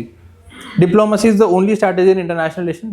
फेयर स्ट्रैटेजी ना, अनफेयर में तो 50 चीजें करते हैं लोग. Fair strategy is diplomacy. Diplomacy में we are purely just negotiating. उसमें we are leveraging upon our hard power, our soft power, our smart power, and based upon this power we are just negotiating. Global order में हम negotiate करते हैं, जैसे आपने पढ़ा होगा ना कोई किसी का दोस्त ना कोई किसी का दुश्मन है. Only friend of our in the international relations is ourself. और आर जो हमारा जो लाइट है, only light is our national interest. इसके अलावा कोई किसी का दोस्त नहीं, कोई किसी का दुश्मन नहीं. Two countries are friend with each other, two countries are close with each other, they have bone having between each other purely because their national interest are align. जब तक नेशनल इंटरेस्ट अलाइन है तब तक दो लोग दोस्त हैं, वरना दोस्त नहीं रहते. सो डिप्लोमेसी सिंपल सा काम है. We want to negotiate international order based on a power and we want to negotiate to ensure कि our national interest is upholded. हमें और कुछ नहीं देखना किसी का. बैलेंस ऑफ पावर मतलब बस ये इंश्योर करना कि कोई एक प्री डिस्पोजिशन ना हो, एक ये एक्यूमुलेशन ऑफ पावर ना हो किसी एक में. That is simple balance of power. इसका best example is balance of power maintain करने का हमने जो किया with this Pakistan. In 1970s there was this shift of balance of power. वहाँ पे we have this eastern Pakistan, और ईस्टर्न पाकिस्तान में पोस्ट इंडिपेंडेंस में आप लोग पढ़ेंगे कि उसमें एक सरकार जीती एंड द गवर्नमेंट वाज हाँ मुजीबुर रहमान की वहाँ पे सरकार जीती एंड दिस उन्होंने प्लेज किया था कि विल मेक वहाँ पे बंगाली कल्चर, बंगाली लैंग्वेज को will recognise Bengali language as this national constitutional language, Bengali culture को preservation everything will be given and the people the sitting on the western side उन्होंने मना कर दिया, इस्लामाबाद और रावलपिंडी में जो बैठे थे। And based on this thing फिर वहाँ पे राइट्स हो गए। और भी फैक्टर्स थे but this is the major factor कि इवन जब वो एकदम थम्पिंग मेजॉरिटी के साथ जीते उसके बाद भी they were not allowed to preserve their culture and everything. और उसके बाद to change the balance of power हमने बांग्लादेश को आज़ाद कर दिया। हमें कुछ नहीं मिला उससे, but we have just ensured कि there is established balance of power in this thing. ऐसा नहीं होना चाहिए कि there is a territory of Pakistan और उसमें अनड्यू एडवांटेज ले रहा है इस्लामाबाद और उससे हमारा नेशनल इंटरेस्ट खराब हो रहा है। हमारा नेशनल इंटरेस्ट इसलिए खराब हो, वहाँ पे लड़ाई हो गई तो millions of people came to India, क्योंकि वहाँ पे सिविल वॉर एक वो हो गया तो रेफ्यूज के लिए इतने सारे पॉलिटिकल रेफ्यूजीज इंडिया में आ गए, तो हमारा बैलेंस ऑफ पावर खराब, उससे हमारा नेशनल इंटरेस्ट खराब हो गया। नॉर्थ ईस्ट इंडिया में वहाँ पे सिक्योरिटी चैलेंजेस इमर्ज हो गए, इतने सारे दूसरे देश के लोग आ गए वहाँ पे। तो फिर हमने बैलेंस ऑफ पावर रिस्टोर करने के लिए भी इंश्योर्ड कि हम पूरा उसको वो कर दें। And another very good example in world history is American independence वाला, जो अमेरिकन वॉर ऑफ इंडिपेंडेंस थी। देयर इज नो चांस कि जॉर्ज वॉशिंगटन 10,000 लोग भी लड़के थे, वो अनट्रेन्ड लड़के थे, उनसे कोई ब्रिटिश एम्पायर को हरा देंगे। British was established colony over there, जैसे हमारी कॉलोनी थी वैसे यूएसए में भी इट वॉज कॉलोनी। एक आदमी ऐसे जैसे हमारे नेताजी ने किया था फोर्स लेके, इट्स वेरी डिफिकल्ट कि आप कॉलोनी को हटा दोगे वहाँ पे। he was the first and the only this force and only leader जिसने कॉलोनी को हटा दिया, कॉलोनी को हटा के उसने इंडिपेंडेंस दे दी। वो ऐसे पॉसिबल नहीं था, it was only possible because he has huge support from France. France को कुछ नहीं मिल रहा उसमें, बट फिर भी फ्रांस ने वो किया। क्यों किया? बिकॉज वही 1900 में there was zero sum game, या तो there was British influence in the global world या फिर मेरा इन्फ्लुएंस हो सकता है। उसने बोला मेरा नहीं होगा तो तेरा भी नहीं होगा, मैं डूबूंगा तुझे लेके डूबूंगा। हाँ वही एक जीरो सम गेम था उनके बीच में। ऐसे नहीं बोल सकते थे कि यहाँ पे तेरी कॉलोनी वहाँ पे मेरी कॉलोनी, ना, यहाँ पे मेरी भी होगी तेरी भी होगी सेम एरिया में, क्योंकि एक बैलेंस ऑफ पावर उनको हर एरिया में चाहिए। And same they were fighting in South Asia also. India में आप पढ़ोगे कि ये ब्रिटिश आने से पहले they have huge war with France, पूरा मसूलीपट्टनम से लेके थे कैराकिल, हर पढ़ लिया आप लोगों ने, कर्नाटिक वॉर, ये वॉर, उसमें फ्रेंच इन्फ्लुएंस वॉज देयर। उनको सिंपल था, या तो मैं रहूंगा तू रहेगा, मैं तेरे को भी नहीं रहने दूंगा। सो दिस इज क्लासिक एग्जांपल। कुछ नहीं मिला फ्रांस को यूएसए में सपोर्ट करके, उल्टा उससे आप बाद में पढ़ोगे कि फ्रांस का जो पूरा एक्सचेकर था वो खत्म हो गया, इतनी दूर वो कहीं पे वॉर सपोर्ट कर रहे हैं। दे हैव गिवन 70,000 पीपल, उस जमाने में 70,000 लोग दिए उन्होंने, आज से 250-300 साल पहले की बात है, तब तो इतनी आबादी भी नहीं हुआ करती थी। At that moment of time they have given large troops on the वहाँ पे ग्राउंड पे। फिर उन्होंने अमेरिकन ये दिस रेवोल्यूशन लड़ाई करी थी, तो उससे फ्रांस का एक्सचेकर खत्म हो गया, उनके सारे पैसे खत्म हो गए, सब कुछ खत्म हो गया, उससे फ्रेंच रेवोल्यूशन हो गया। फिर French revolution was based because उनका सब खाली हो गया था। उन्होंने बोला तुम्हारे टैक्स बढ़ा देंगे, और वहाँ पे जो सबसे गरीब लोग थे टैक्स भी वही भरते थे सब, तो उन्होंने लड़ाई कर दी। उसमें नेपोलियन वाज द लीडर, फिर उसमें फ्रांस के पूरा जो इनका लुई द 16 का जो राजा था वो भी फिर मरी गया उसमें। टांग नहीं दिया, बिहेड किया था। वही प्यार से नहीं करते वो लोग, पब्लिकली बिहेड किया था उसके पूरे फैमिली को। सो this is balance of power, कि ऐसा नहीं होता कि उसमें मेरा कोई नेशनल इंटरेस्ट हो रहा है, बट वही कि किसी और का भी उसमें ये यूनिलैटरल पावर एक्यूमुलेशन ना हो, वो भी मैं देख रहा हूँ। फ्रांस को कुछ नहीं मिल रहा था उसको आज़ाद करके, but still they have done this thing because they ensuring कि ऐसा ना हो कल को ब्रिटिश एक ग्लोबल पावर बन जाए। और उसके लिए हमारे पास डिप्लोमेसी है आज के ज़माने में। बस ये नाम पता होने चाहिए, बाकी तो इतना इंपॉर्टेंट नहीं है। ये डिफरेंट ट्रैक्स होते हैं डिप्लोमेसी के। डिप्लोमेसी मतलब negotiation, simply countries are negotiating to ensure कि their national interest is upholded. Track 1 diplomacy is जो हम सब जगह पढ़ते हैं, government to government proper diplomacy. Government officials are visiting other country and then they are negotiating between different deals. इसमें पहले minister level होता है, फिर उसके बाद हेड ऑफ स्टेट लेवल होता है, which is required. Generally minister level पे हो जाता है, मिनिस्टर से नीचे then secretary level is also there. तो ऐसे 3 लेवल्स में वी हैव दिस थिंग, उसको ट्रैक 1 बोलते हैं, proper when government to government negotiations are there.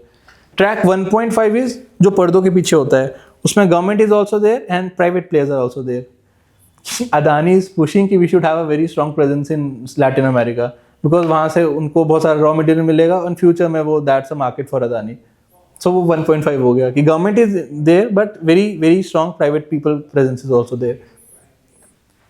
And then we have track two diplomacy. Track two diplomacy में there is unofficial बोल सकते हैं या फिर डीप स्टेट तो बेकार शब्द है इसके लिए. ट्रैक टू डिप्लोमेसी में मतलब रिटायर्ड डिप्लोमेट, जो रिटायर्ड प्रोफेशनल्स होते हैं या फिर people that have very strong connection with ministry of external affairs but they are not directly related to the government, जब वो नेगोशिएशन करने जाते हैं, that is track to.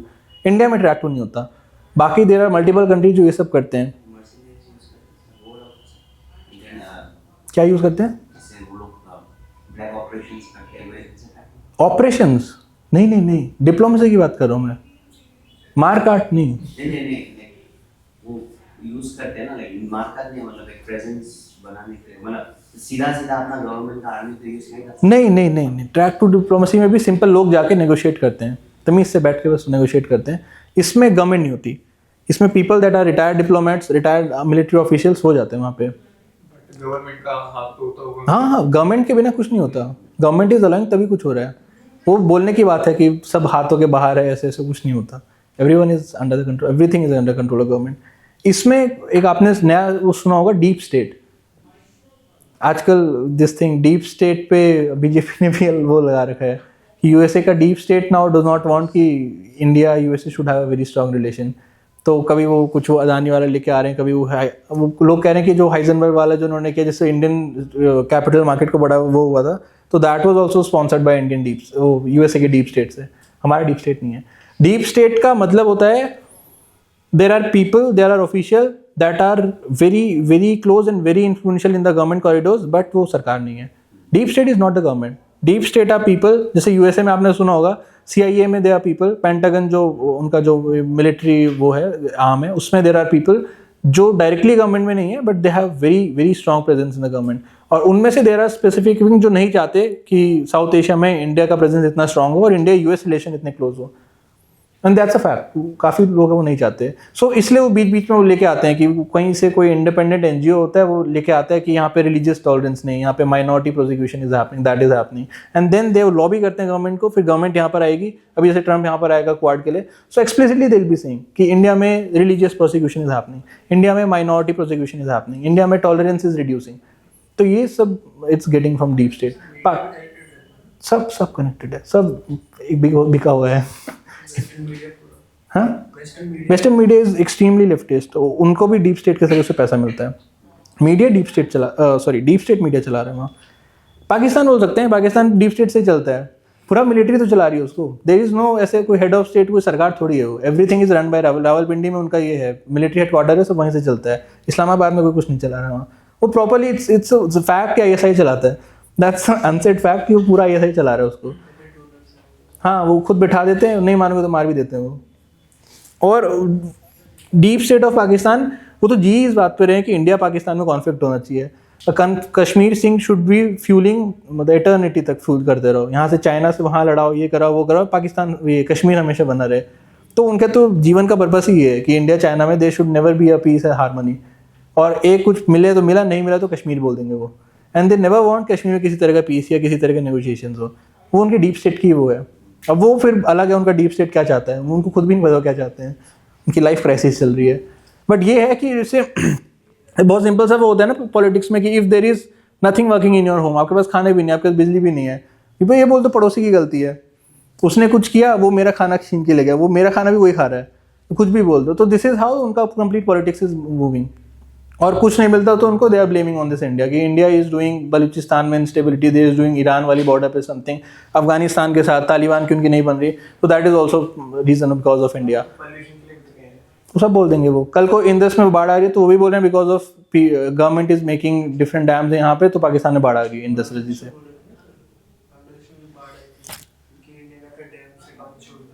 East Pakistan और क्या करेगा ये पता नहीं, बोला होगा.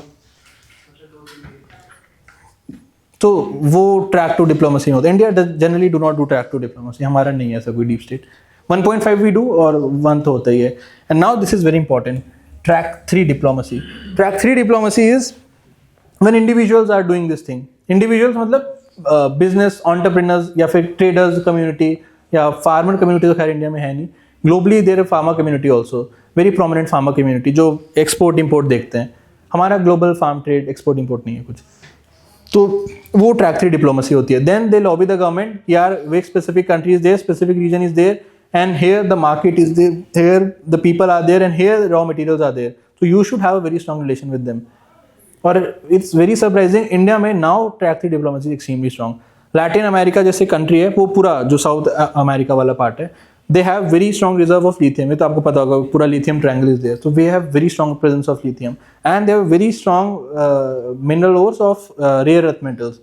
जो lanthanide वाला जो periodic tables में है, every element of lanthanide का ore is present in Latin America. Coal is very strong presence over there, and ये पूरा जो crude oil and everything उसका बहुत strong presence है वहाँ पे. वही मतलब पूरा हाइड्रोकार्बन ही मिलते हैं वहाँ पे. अब उसमें दिक्कत ये है कि जो रेयर अर्थ मेटल्स हैं, we are importing them from China, और ये जो कोल और ये है लिथियम है, we are importing specific countries are there. Australia is one such country and Russia is one such country, एंड थोड़ा बहुत कनाडा से. ये दिक्कत हो जाती है कि if we are dependent on a complete import on one specific country, if we do not have a diversified basket, कल को अगर कुछ भी हुआ तो ये कंप्लीट इंडियन मैन्युफैक्चरिंग रुक जाएगा. चाइना के साथ तो देयर वेरी हाई प्रोबेबिलिटी, थोड़ा सा भी there is some kind of friction in the relation, वो सारा रेयर अर्थ मेटल रोक देगा. एंड बिकॉज ऑफ ये जो इंडियन सेमीकंडक्टर है, इंडियन जो पूरी मैन्युफैक्चरिंग इलेक्ट्रिकल मैन्युफैक्चरिंग है, this is based on rare earth metal. तो आर जो बिजनेस कम्युनिटी है, they have very strong presence in Latin America, and वहाँ पे जो फ्लैग है, flag has preceded of this trade. पहले ट्रेड गया, उसके बाद फ्लैग गया. फ्लैग मतलब गवर्नमेंट बाद में गई है वहाँ पे. तो track 3 is present in India, कि वहाँ पे बहुत private this thing investment was there. हमारा जो ऑटोमोबाइल और हमारा दिस थिंग फार्मास्यूटिकल, ये मेजर टू एक्सपोर्ट्स है हमारे. स्टील व्हील करते हैं, स्टील इनडायरेक्टली हम कार वार बना के बेचते हैं, सो उनका भी we have export destination in Latin America. So our relation with Latin America बहुत स्ट्रॉन्ग, इसलिए ट्रैक 3 डिप्लोमेसी भी उसका एक रीजन है. बाकी यूएसए में तो इट्स वेरी कॉमन थिंग, वो तो प्रॉपर पैसा देते हैं लोग, मतलब लॉबिंग वहाँ पे एस्टैब्लिश फिक्स. पैसा तो इंडियन गवर्नमेंट को भी मिलता है, ऐसी कोई बात नहीं है, बट वहाँ पे lobbying is a establish thing, कि अगर वहाँ का किसी तरह का कोई सेक्टर है, जैसे डेलोइट में वहाँ पे जिस ऑटोमोबाइल सेक्टर है, दे वांट कि चाइना में ऑटोमोबाइल ना चले, या फिर कैलिफोर्निया का सेक्टर है, दे वांट कि चाइना में सेमीकंडक्टर्स ना चले, सो दे प्रॉपर लॉबी करते हैं यूएस गवर्नमेंट को, फिर यूएस गवर्नमेंट उस तरह से काम करती है. वो ट्रैक 3 डिप्लोमेसी होगी. इंडिया में ट्रैक 3 डिप्लोमेसी इज वर्किंग. और बीच में चला था इनफॉर्मल समिट, अब बंद हो चुका है सब. This was very specific thing of this Modi government, अब बंद कर दिया उन्होंने. वो specifically without any agenda, without any protocols, बिना किसी चीज़ के किसी से मिलने चले जाते थे. तो रशिया में they have the Sochi summit, China के साथ वी हैव 2 सच समिट, एक वुहान में हुआ था, एक चेन्नई में हुआ था. टोटल 3 हमने ऐसे इनफॉर्मल समिट किए हैं. समिट्स का गवर्नमेंट और हेड ऑफ गवर्नमेंट या फिर मिनिस्टर जाते हैं, तो उनके प्रॉपर एक एजेंडा होते हैं कि we'll be discussing on border issues, we'll discussing on trade, this thing. वो बस मिलने जा रहे थे informal, without anything, without any protocol agenda के बिना. अब ये सब नहीं होता, बीच में ऐसे उन्होंने ट्राई किया और चला नहीं. हाँ, वही वेकेशन वाला, बस गए, बात करके वापस आ गए. वो प्रॉपर फॉर्मल है. समिट का मतलब होता है, हाँ, वो ऐसे प्रॉपर थिंग. लिखना है क्या ये सब? आपने लिखा क्या लास्ट में? कुछ नहीं लिखा आपने. सो लिखते हैं बैलेंस ऑफ पावर.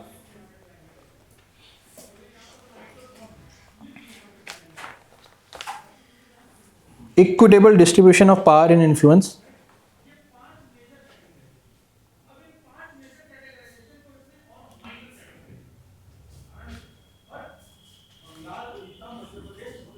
दोनों क्लासेस कब से हुई हैं हमारे जैसे? मतलब ये पहले नहीं था ना classroom?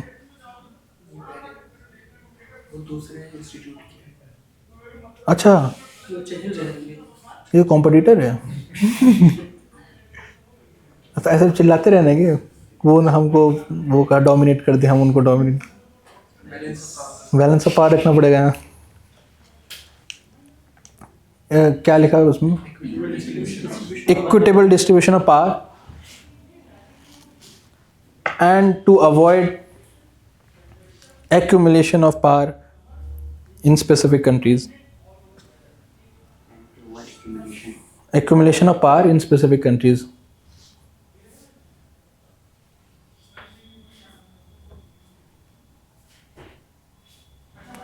Accumulation of power in specific countries. Balance of power का example if you want to write, so 71 Bangladesh Liberation War. Extreme step लिया हमने टू इंश्योर कि there is a balance of power in South Asia. And then American war of independence.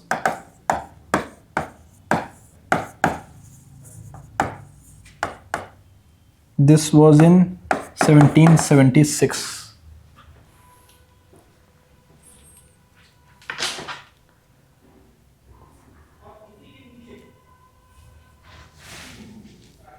In American War of Independence, French supported US forces against British colony over there.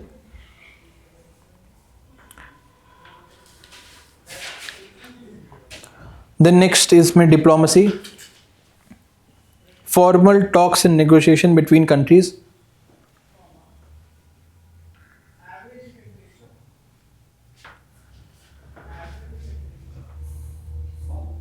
Formal talks and negotiation between countries in order to uphold their own national interest.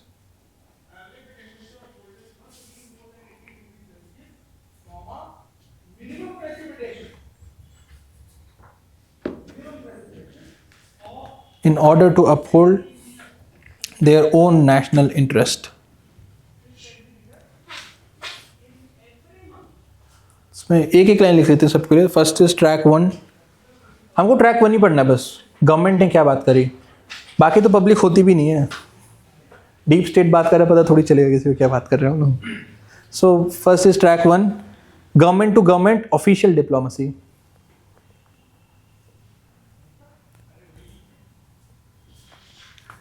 Government to government official diplomacy. Next is track 1.5.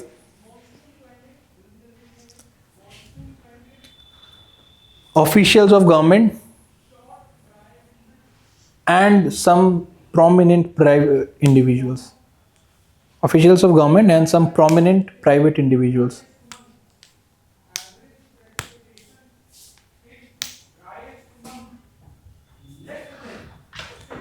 Then track 2,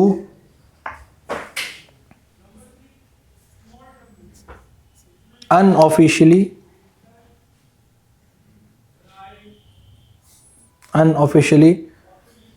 done by private individuals.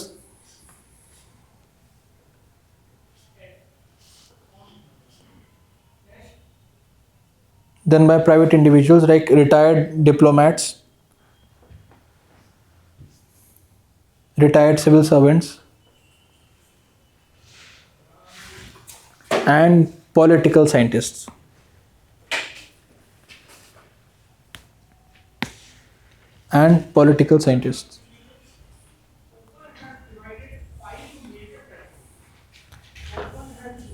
ऐसे कोई claim चीज़ नहीं है, but हम भी पढ़ी लेंगे कि 1999 में we have our second nuclear test.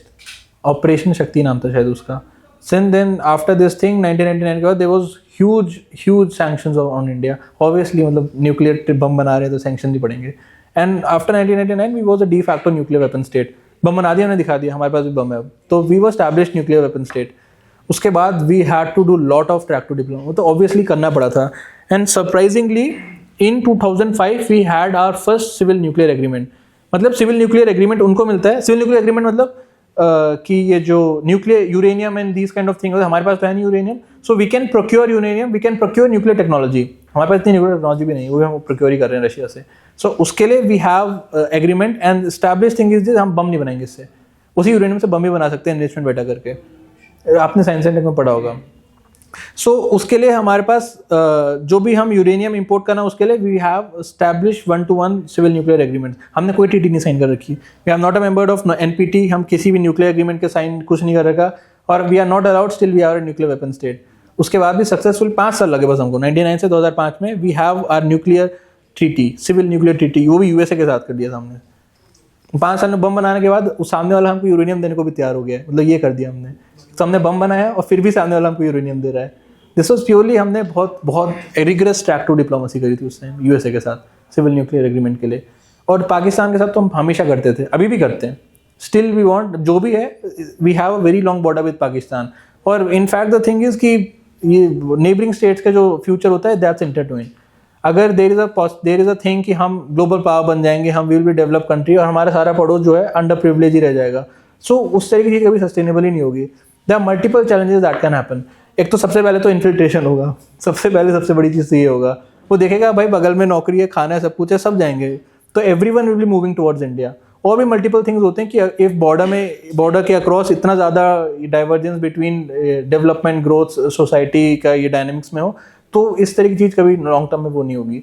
और क्लाइमेट चेंज तो है ही है, we have to have our good relation with our neighbouring countries. पूरा हिमालय वी आर शेयरिंग, पूरा river systems we are sharing. Future में बाढ़ आना सुखाना दैट्स अ वेरी कॉमन, मतलब दैट इज इनएविटेबल, बाढ़ सूखा दोनों आने वाले हैं। सो उसके लिए we have to have very close collaboration with Pakistan. इतनी बड़ी बॉर्डर है तो करना ही करना पड़ेगा। तो ट्रैक टू डिप्लोमेसी हमेशा करते थे पाकिस्तान के, आज भी करते हैं। ये सब नाम नहीं आता इन लोगों, इन चीज़ों का कभी। एक नमराना डायलॉग करके एक आया था बस इसका नाम।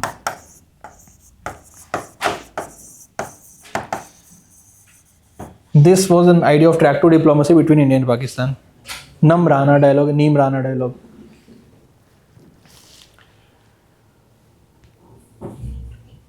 ये कैसे डिस्क्लोज हो गया? बस नाम पता है। नाम ही पता है।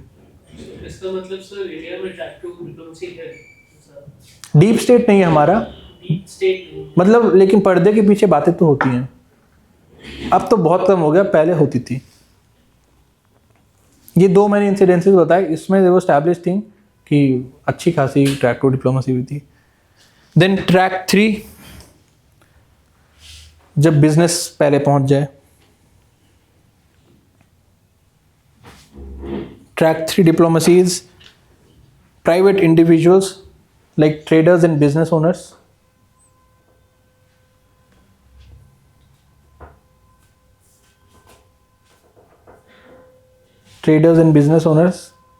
and people to people.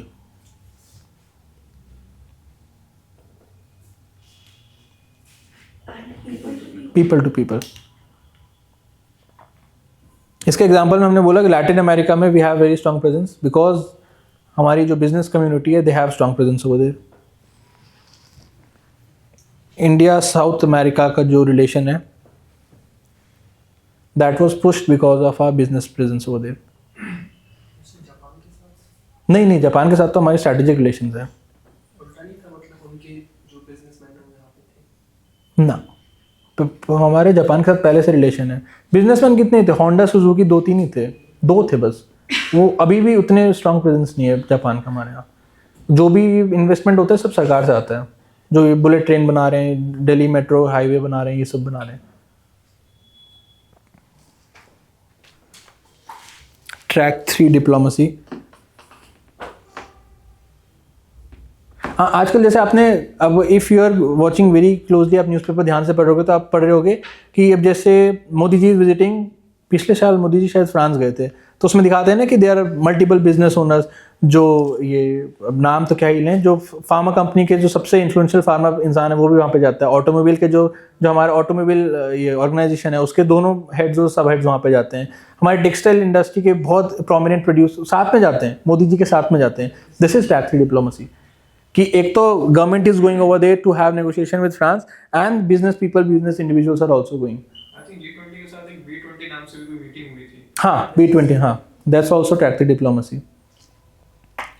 और आजकल नाम लिखने तो लिख लो, मल्टी ट्रैक डिप्लोमेसी नया चले, सब मिला जुला के।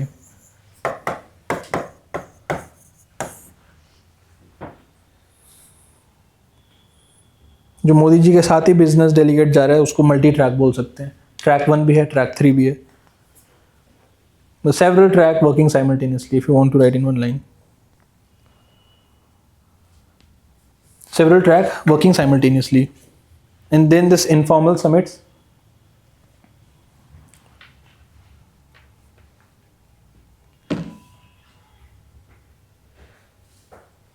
Informal summit. इसमें write down, this is a trademark of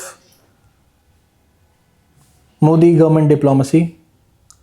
हाँ, इन पेपर में नाम वाम मत लिखना है, तो मजे के लिए हम बोल रहे हैं।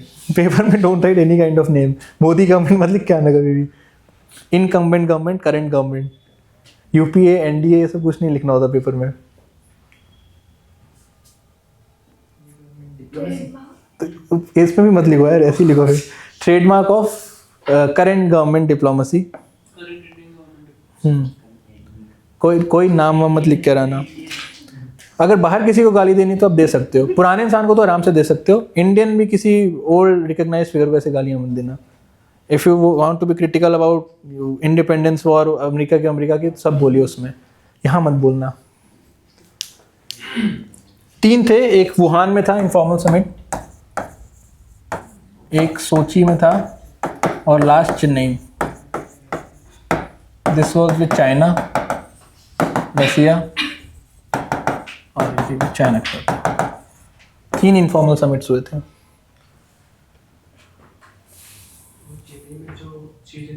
हाँ, जो मोदी जी धोती में थे, वो महाबलीपुरम।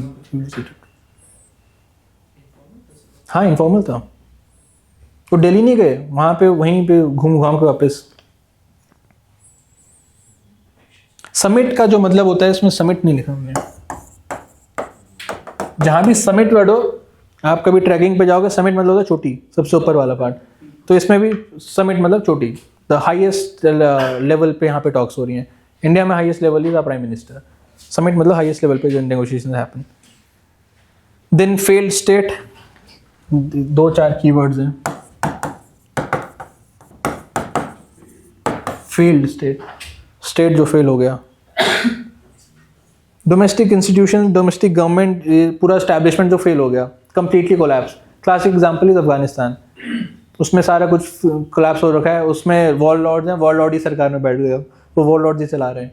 उनके ओपीएम के, अफीम के खेत थे उनके पास, अपने क्रूड ऑयल के वो हैं, उनसे बहुत अमीर है वो। एंड उन्हीं से वो मिलिट्री ऐसे फाइट कर रहे थे और दे हैव कैप्चर्ड, ऐसे ना कैसे क्रूक एंड क्रीक करके they have captured this thing, वो सरकार चलाते हैं। That's a failed state. उसमें कुछ ना, उसमें बैलेंस ऑफ पावर, ये वो जुडिशरी कुछ नहीं है। सीरिया में भी ऐसे हाँ, देयर मल्टीपल ऐसे सच कंट्रीज आर देयर। बोल सकते हैं।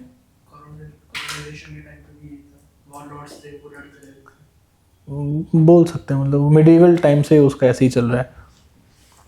फेल स्टेट में Pakistan is also fail state. हमने बोला उनका deep state is extremely strong. Deep state सबका होता है, किसी किसी का जरूर ज़्यादा स्ट्रॉन्ग होता है। USA have a very strong deep state, France का बहुत स्ट्रॉन्ग डीप स्टेट है। बट ऐसा नहीं होता कि सरकार की नहीं चल रही, वो डीप स्टेट अपना चला रहा है, वो सिर्फ पाकिस्तान में होता है। आईएसआई चला रहा है, उनको जो मन कर रहा है। Foreign policy decided by ISI. अभी तो जा रहे हैं लोग इस्लामाबाद, मेरे को लग रहा है थोड़े दिनों में रावलपिंडी जाएंगे सब, कि सीधा आईएसआई वालों से मिल लेते हैं। सो फेल स्टेट में write down, when domestic government and institutions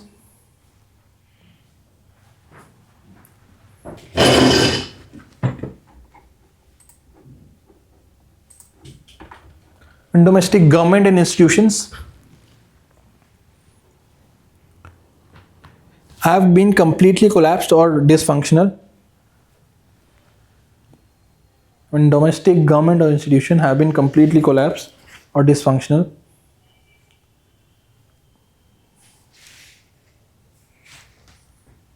Example, Afghanistan, Pakistan.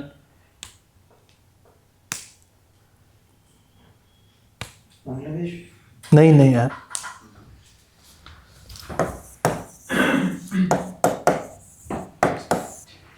रोग स्टेट। रोग मतलब any individual, any organisation, country जो principle based, rule based approach नहीं करती। चोरी करने वाले लोग, झूठ बोलने वाले लोग या फ्रॉड करने वाले लोग, जितने नाम लेने सब लोग, जो proper they are not abiding by international rule of law, अपने हिसाब से जो भी मोल्ड कर रहे हैं काम, वो सारे रोग स्टेट हैं।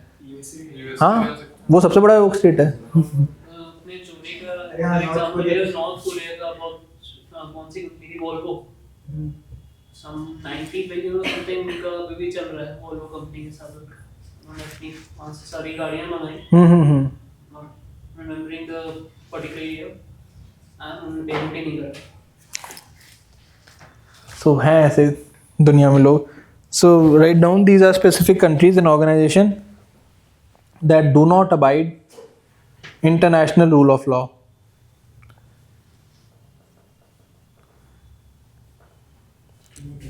International rule of law.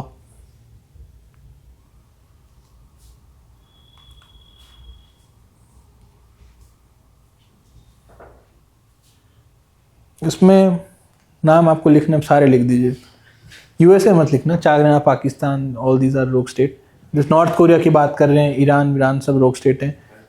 इसका वो भी लिख सकते हो। अब जैसे ये न्यूक्लियराइजेशन की बात, दे आर मल्टीपल कंट्रीज बड़ी बुरी तरह सब लगा के बैठे हैं, we want to make our own nuclear weapon, तो वो भी जैसे example rogue state. Iran is very desperately wanting कि एक न्यूक्लियर वेपन बन जाए। क्या पता तो बन जाए। नहीं बना तो नहीं है, बनेगा तो पता चल जाएगा, वो खुद ही बता देंगे हमारा बन गया। Then foreign policy, what are the determinant, और होती क्या है फॉरेन पॉलिसी? वेरी सिंपली एक लाइन में बोलना, that's a strategy to secure national interest. भाई यही foreign policy. They are different method, हर तरह के हाथ पैर मारते हैं लोग, and the objective is to ensure international dynamics में हमारा नेशनल इंटरेस्ट इज अपहोल्डेड। जो भी स्ट्रैटेजी उसके लिए हम लेते हैं, दैट्स इज फॉरेन पॉलिसी। और जो डिटर्मिनेंट्स हैं,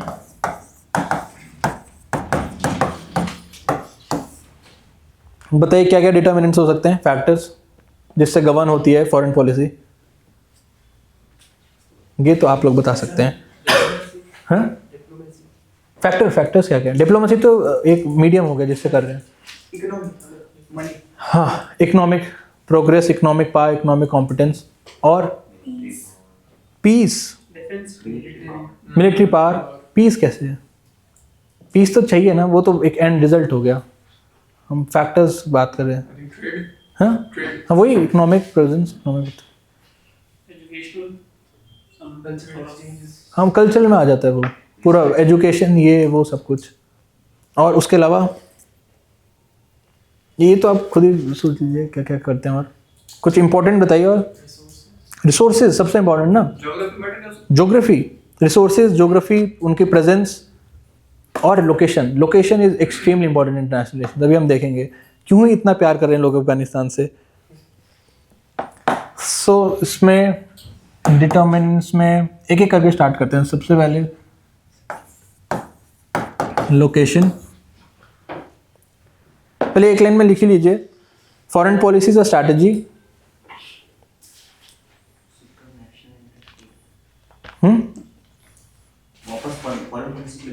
हाँ, एक लाइन, हाँ, strategy to secure national interest in international relations.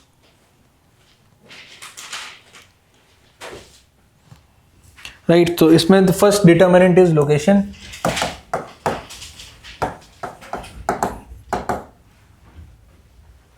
अब एक very prominent pillar of Indian foreign policy is we want a strong presence in Indo Pacific. ये तो मतलब है, हम जहां से जैसे भी बना सके, we are very desperately wanting to have very good relation with island countries, small island countries of Indo Pacific. We want to have relation with large global player that have their presence in Indo Pacific. France के बहुत सारे आज भी island Indo Pacific. So we want, हम चाह रहे हैं कि हम फ्रांस के साथ एक, we have a separate pillar of India France relation that specifically focus on Indo Pacific. We want कि इंडिया का naval presence should be very strong in Indo Pacific. हम तो ये भी बोलते हैं कि किसी को कोई दिक्कत है, we should be the first provider, net security provider वाले बोलते हैं हम, कि if there is any humanitarian issue, if there is any kind of disaster या किसी भी तरह का रिस्पॉन्स हो, तो we one the one that should be the first to respond over there. हम वी आर द वन, जो हमने अपने बैटन ले लिया कि जो इंटरनेशनल ट्रेड है इन इंडो पैसिफिक, जो मैरीटाइम ट्रेड हो रहा है, we are the one that will be ensuring international जो maritime trade in Indo Pacific that should be rule based. ऐसा नहीं होना चाहिए दादागिरी से कोई मार रहा है, किसी को कोई लूट रहा है, कोई ये पायरेसी हो रही है। पायरेसी के लिए भी we were the one respond करने गए।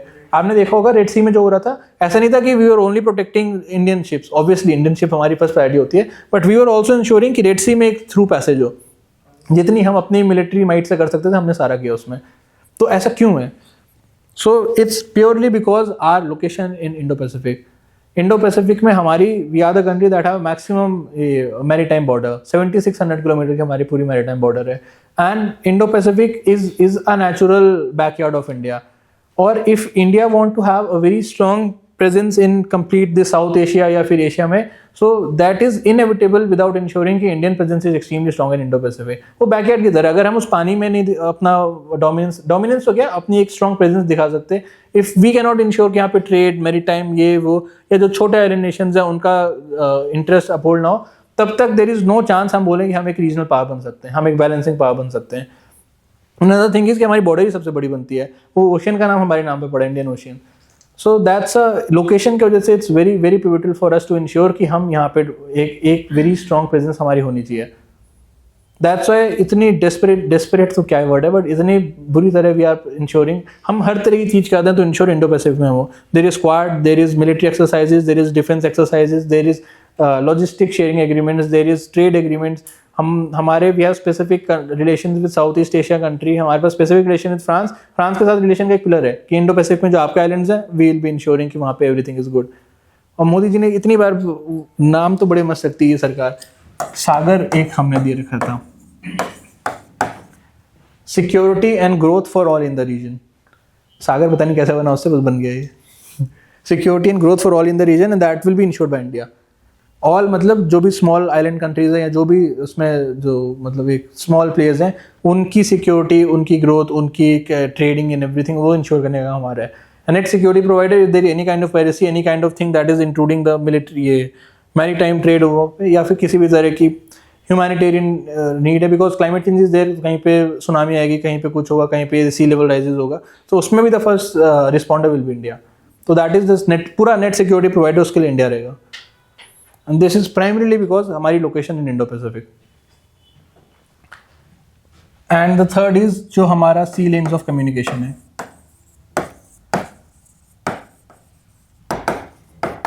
SLOC बोलते हैं उसको.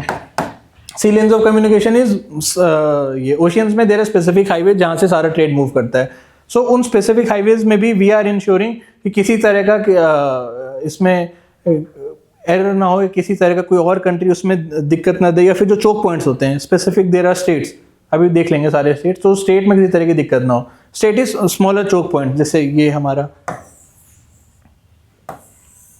दो वाटर बॉडीज के बीच में. हाँ, एक छोटा water body that connect to larger body. ये रेड सी है, ये पूरा इंडियन ओशन है, ये दिस थिंग गल्फ ऑफ वो है Aden, gulf of Aden is there. So यहाँ पे एक specific choke point is there Africa और एशिया के बीच में. क्या नाम है इसका?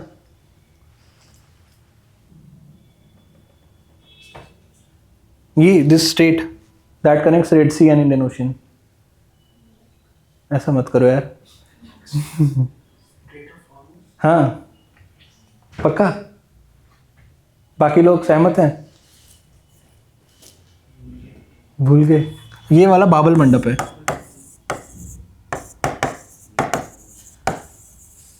दिस इज स्टेट ऑफ बाबल मंडप. होमरोज ऊपर वाला है, यहाँ पे यूएई फ्रांस है और यहाँ पे द पर्शियन गल्फ और गल्फ ऑफ ओमान को कनेक्ट करता है होमरोज. और यहाँ पे we have another this thing Suez canal is there. और मैक्सिमम ट्रेड इसी रूट से होता हुआ जाता है, बिकॉज यूरोप से एशिया आने का एक रूट है, नीचे से तो आएगा नहीं कोई, यहीं से आएगा. सो यहाँ पे और यहाँ पे these are the choke points. अगर किसी ने यहाँ पे कंट्रोल किया, यहाँ पे बंद कर दिया, तो पूरा मैरीटाइम ट्रेड ही खराब हो जाएगा.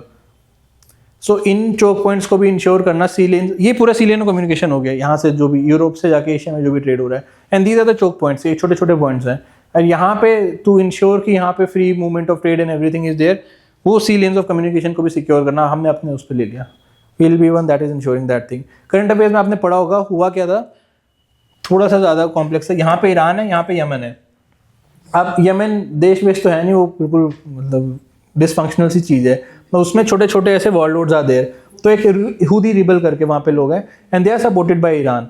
अब वो शिया सुन्नी, उसमें उनका डिफरेंट लड़ाई भी होती है. तो वो जो हुदीज हैं they are the Shia majority sect. Iran is Shia majority country. Shia is a Muslim sect, दो सेक्ट होते हैं मेजरली, सुन्नी और शिया. तो उसमें हुदी को जो है they are supported by Iran. अब हुआ क्या कि इजराइल और हमास की वहाँ पे वो फाइट हो गई, उन्होंने गाजा स्ट्रिप में they invaded everything. So then Israel का जो भी है मैरीटाइम ट्रेड जो भी था, टू चोक दैट थिंग, उन्होंने क्या हुदी रेबेल ने यमन में ही पूरा बाबल मंडप ही रोक दिया पहले. और उस पर बहुत लड़ाई हुई, तो उन्होंने बोला what will do if there is any kind of link, any ship कि ये शायद इजराइल जा सकता है, वो शिप हम नहीं जाने देंगे, बाकी जाने देंगे. तो उन्होंने ये पूरा फिर बाबल मंडप चोक किया था हुदी रेबल्स ने, by the support of Iran. मतलब ईरान ही कर रहा था पैसे देके वहाँ पे. सो that was a classic example कि सी लेन ऑफ कम्युनिकेशन. ऐसे थोड़ा सा भी रीजनल कॉन्फ्लिक्ट इज देयर, तो सबसे पहले सी लेन ऑफ कम्युनिकेशन बंद कर देंगे. एंड सिमिलरली ये ईरान है पूरा, and they have a very strong presence in होमरूज. इफ़ टुमारो कहीं लड़ाई हो गई कि इसराइल ने इन्वेट कर दिया, सऊदी ने इन्वेट कर दिया, यूएई ने इन्वेट कर दिया अगर ईरान को, तो first thing that they will be doing वो होमरूज बंद कर देंगे, अपनी वहाँ मिलिट्री बैठा के they completely choke down this होमरूज, और होमरूज के through huge amount of trade is going. And very important trade की जगह यहाँ पे एनर्जी ट्रेड हो रहा है। Saudi, UAE, they are one of the largest exporter of crude oil. Energy trade बंद हो गया तो पूरा ग्लोबल इन्फ्लेशन और ग्लोबल इकोनॉमी खराब होगी उससे, और वो सब इंश्योर करने का काम हमने ले रखा है कि हम भी करेंगे इसमें। राइट, ये वाला होम रूज है यार, ये इंपॉर्टेंट है, ये सब पता होना चाहिए आपको। ऐसे तो फिर काफ़ी जो मैपिंग करनी पड़ जाएगी, ये सब लिख लीजिए। ये होम रूज, ये पर्शियन गल्फ है, पूरा मैप खोल के अब उसमें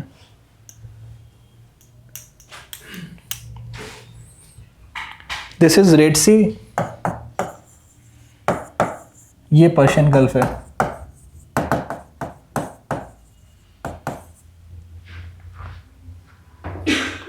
and this is Suez kanal.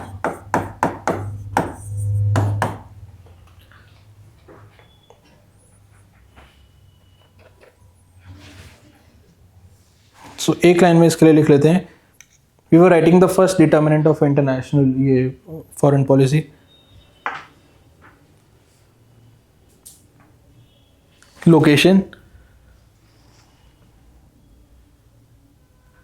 India being the largest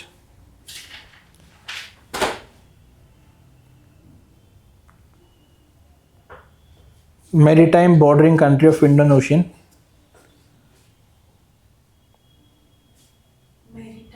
bordering country of Indian Ocean,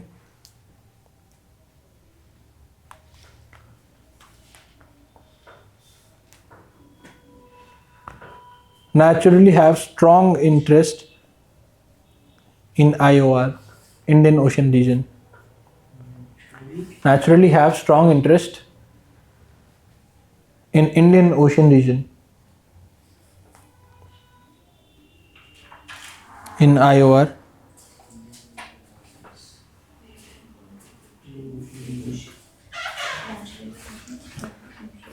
Indian Ocean region.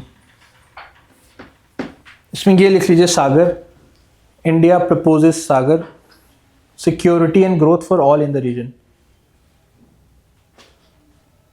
इस तरह के keywords are expected to write in your mains, SAGAR वागर, ये सब। Security and growth for all in the region.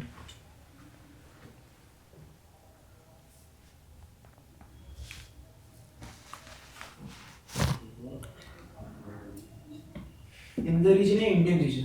In the region. In all the In the region, all the region कहाँ करेंगे हम? And net security provider,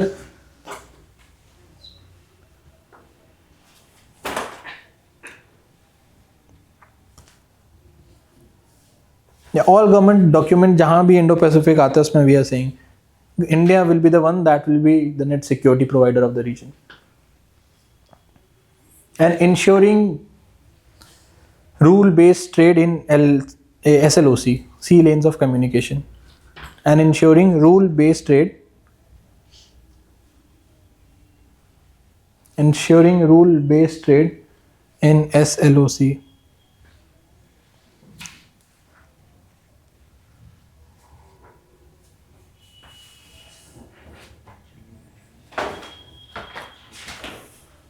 Rule-based trade in SLOC, sea lanes of communication.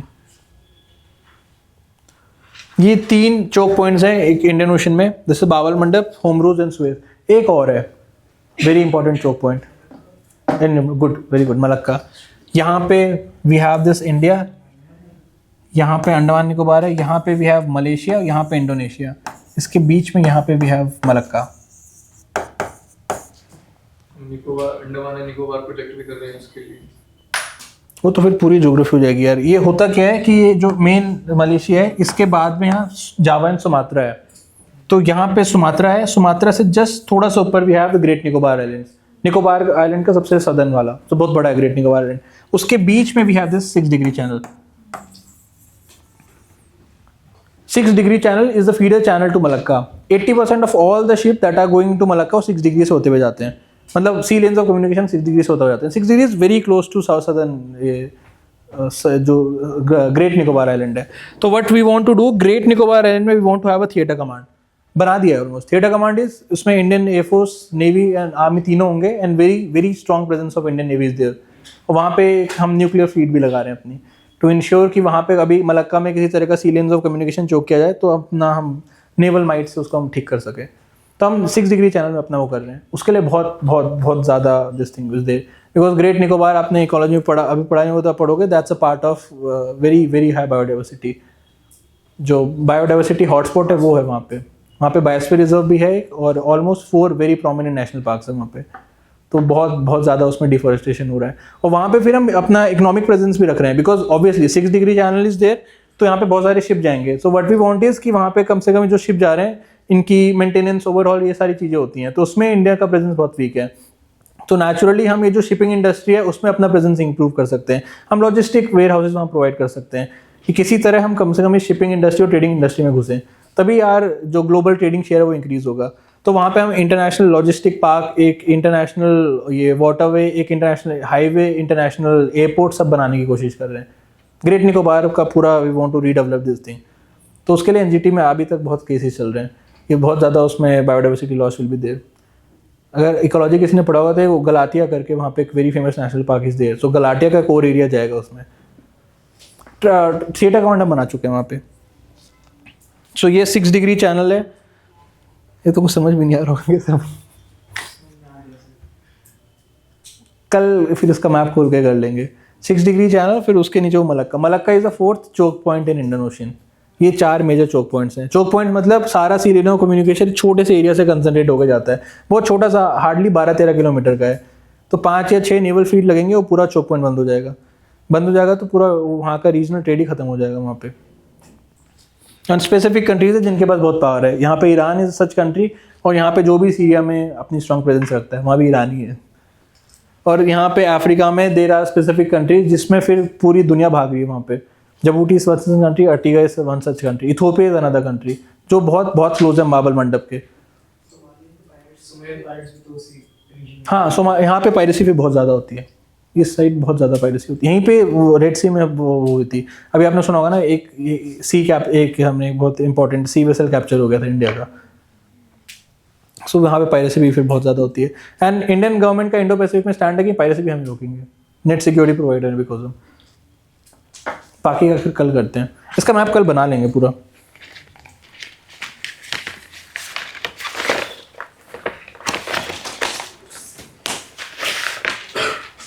इसमें वो कैसे खुलेगा अगर photo खोलनी हो तो?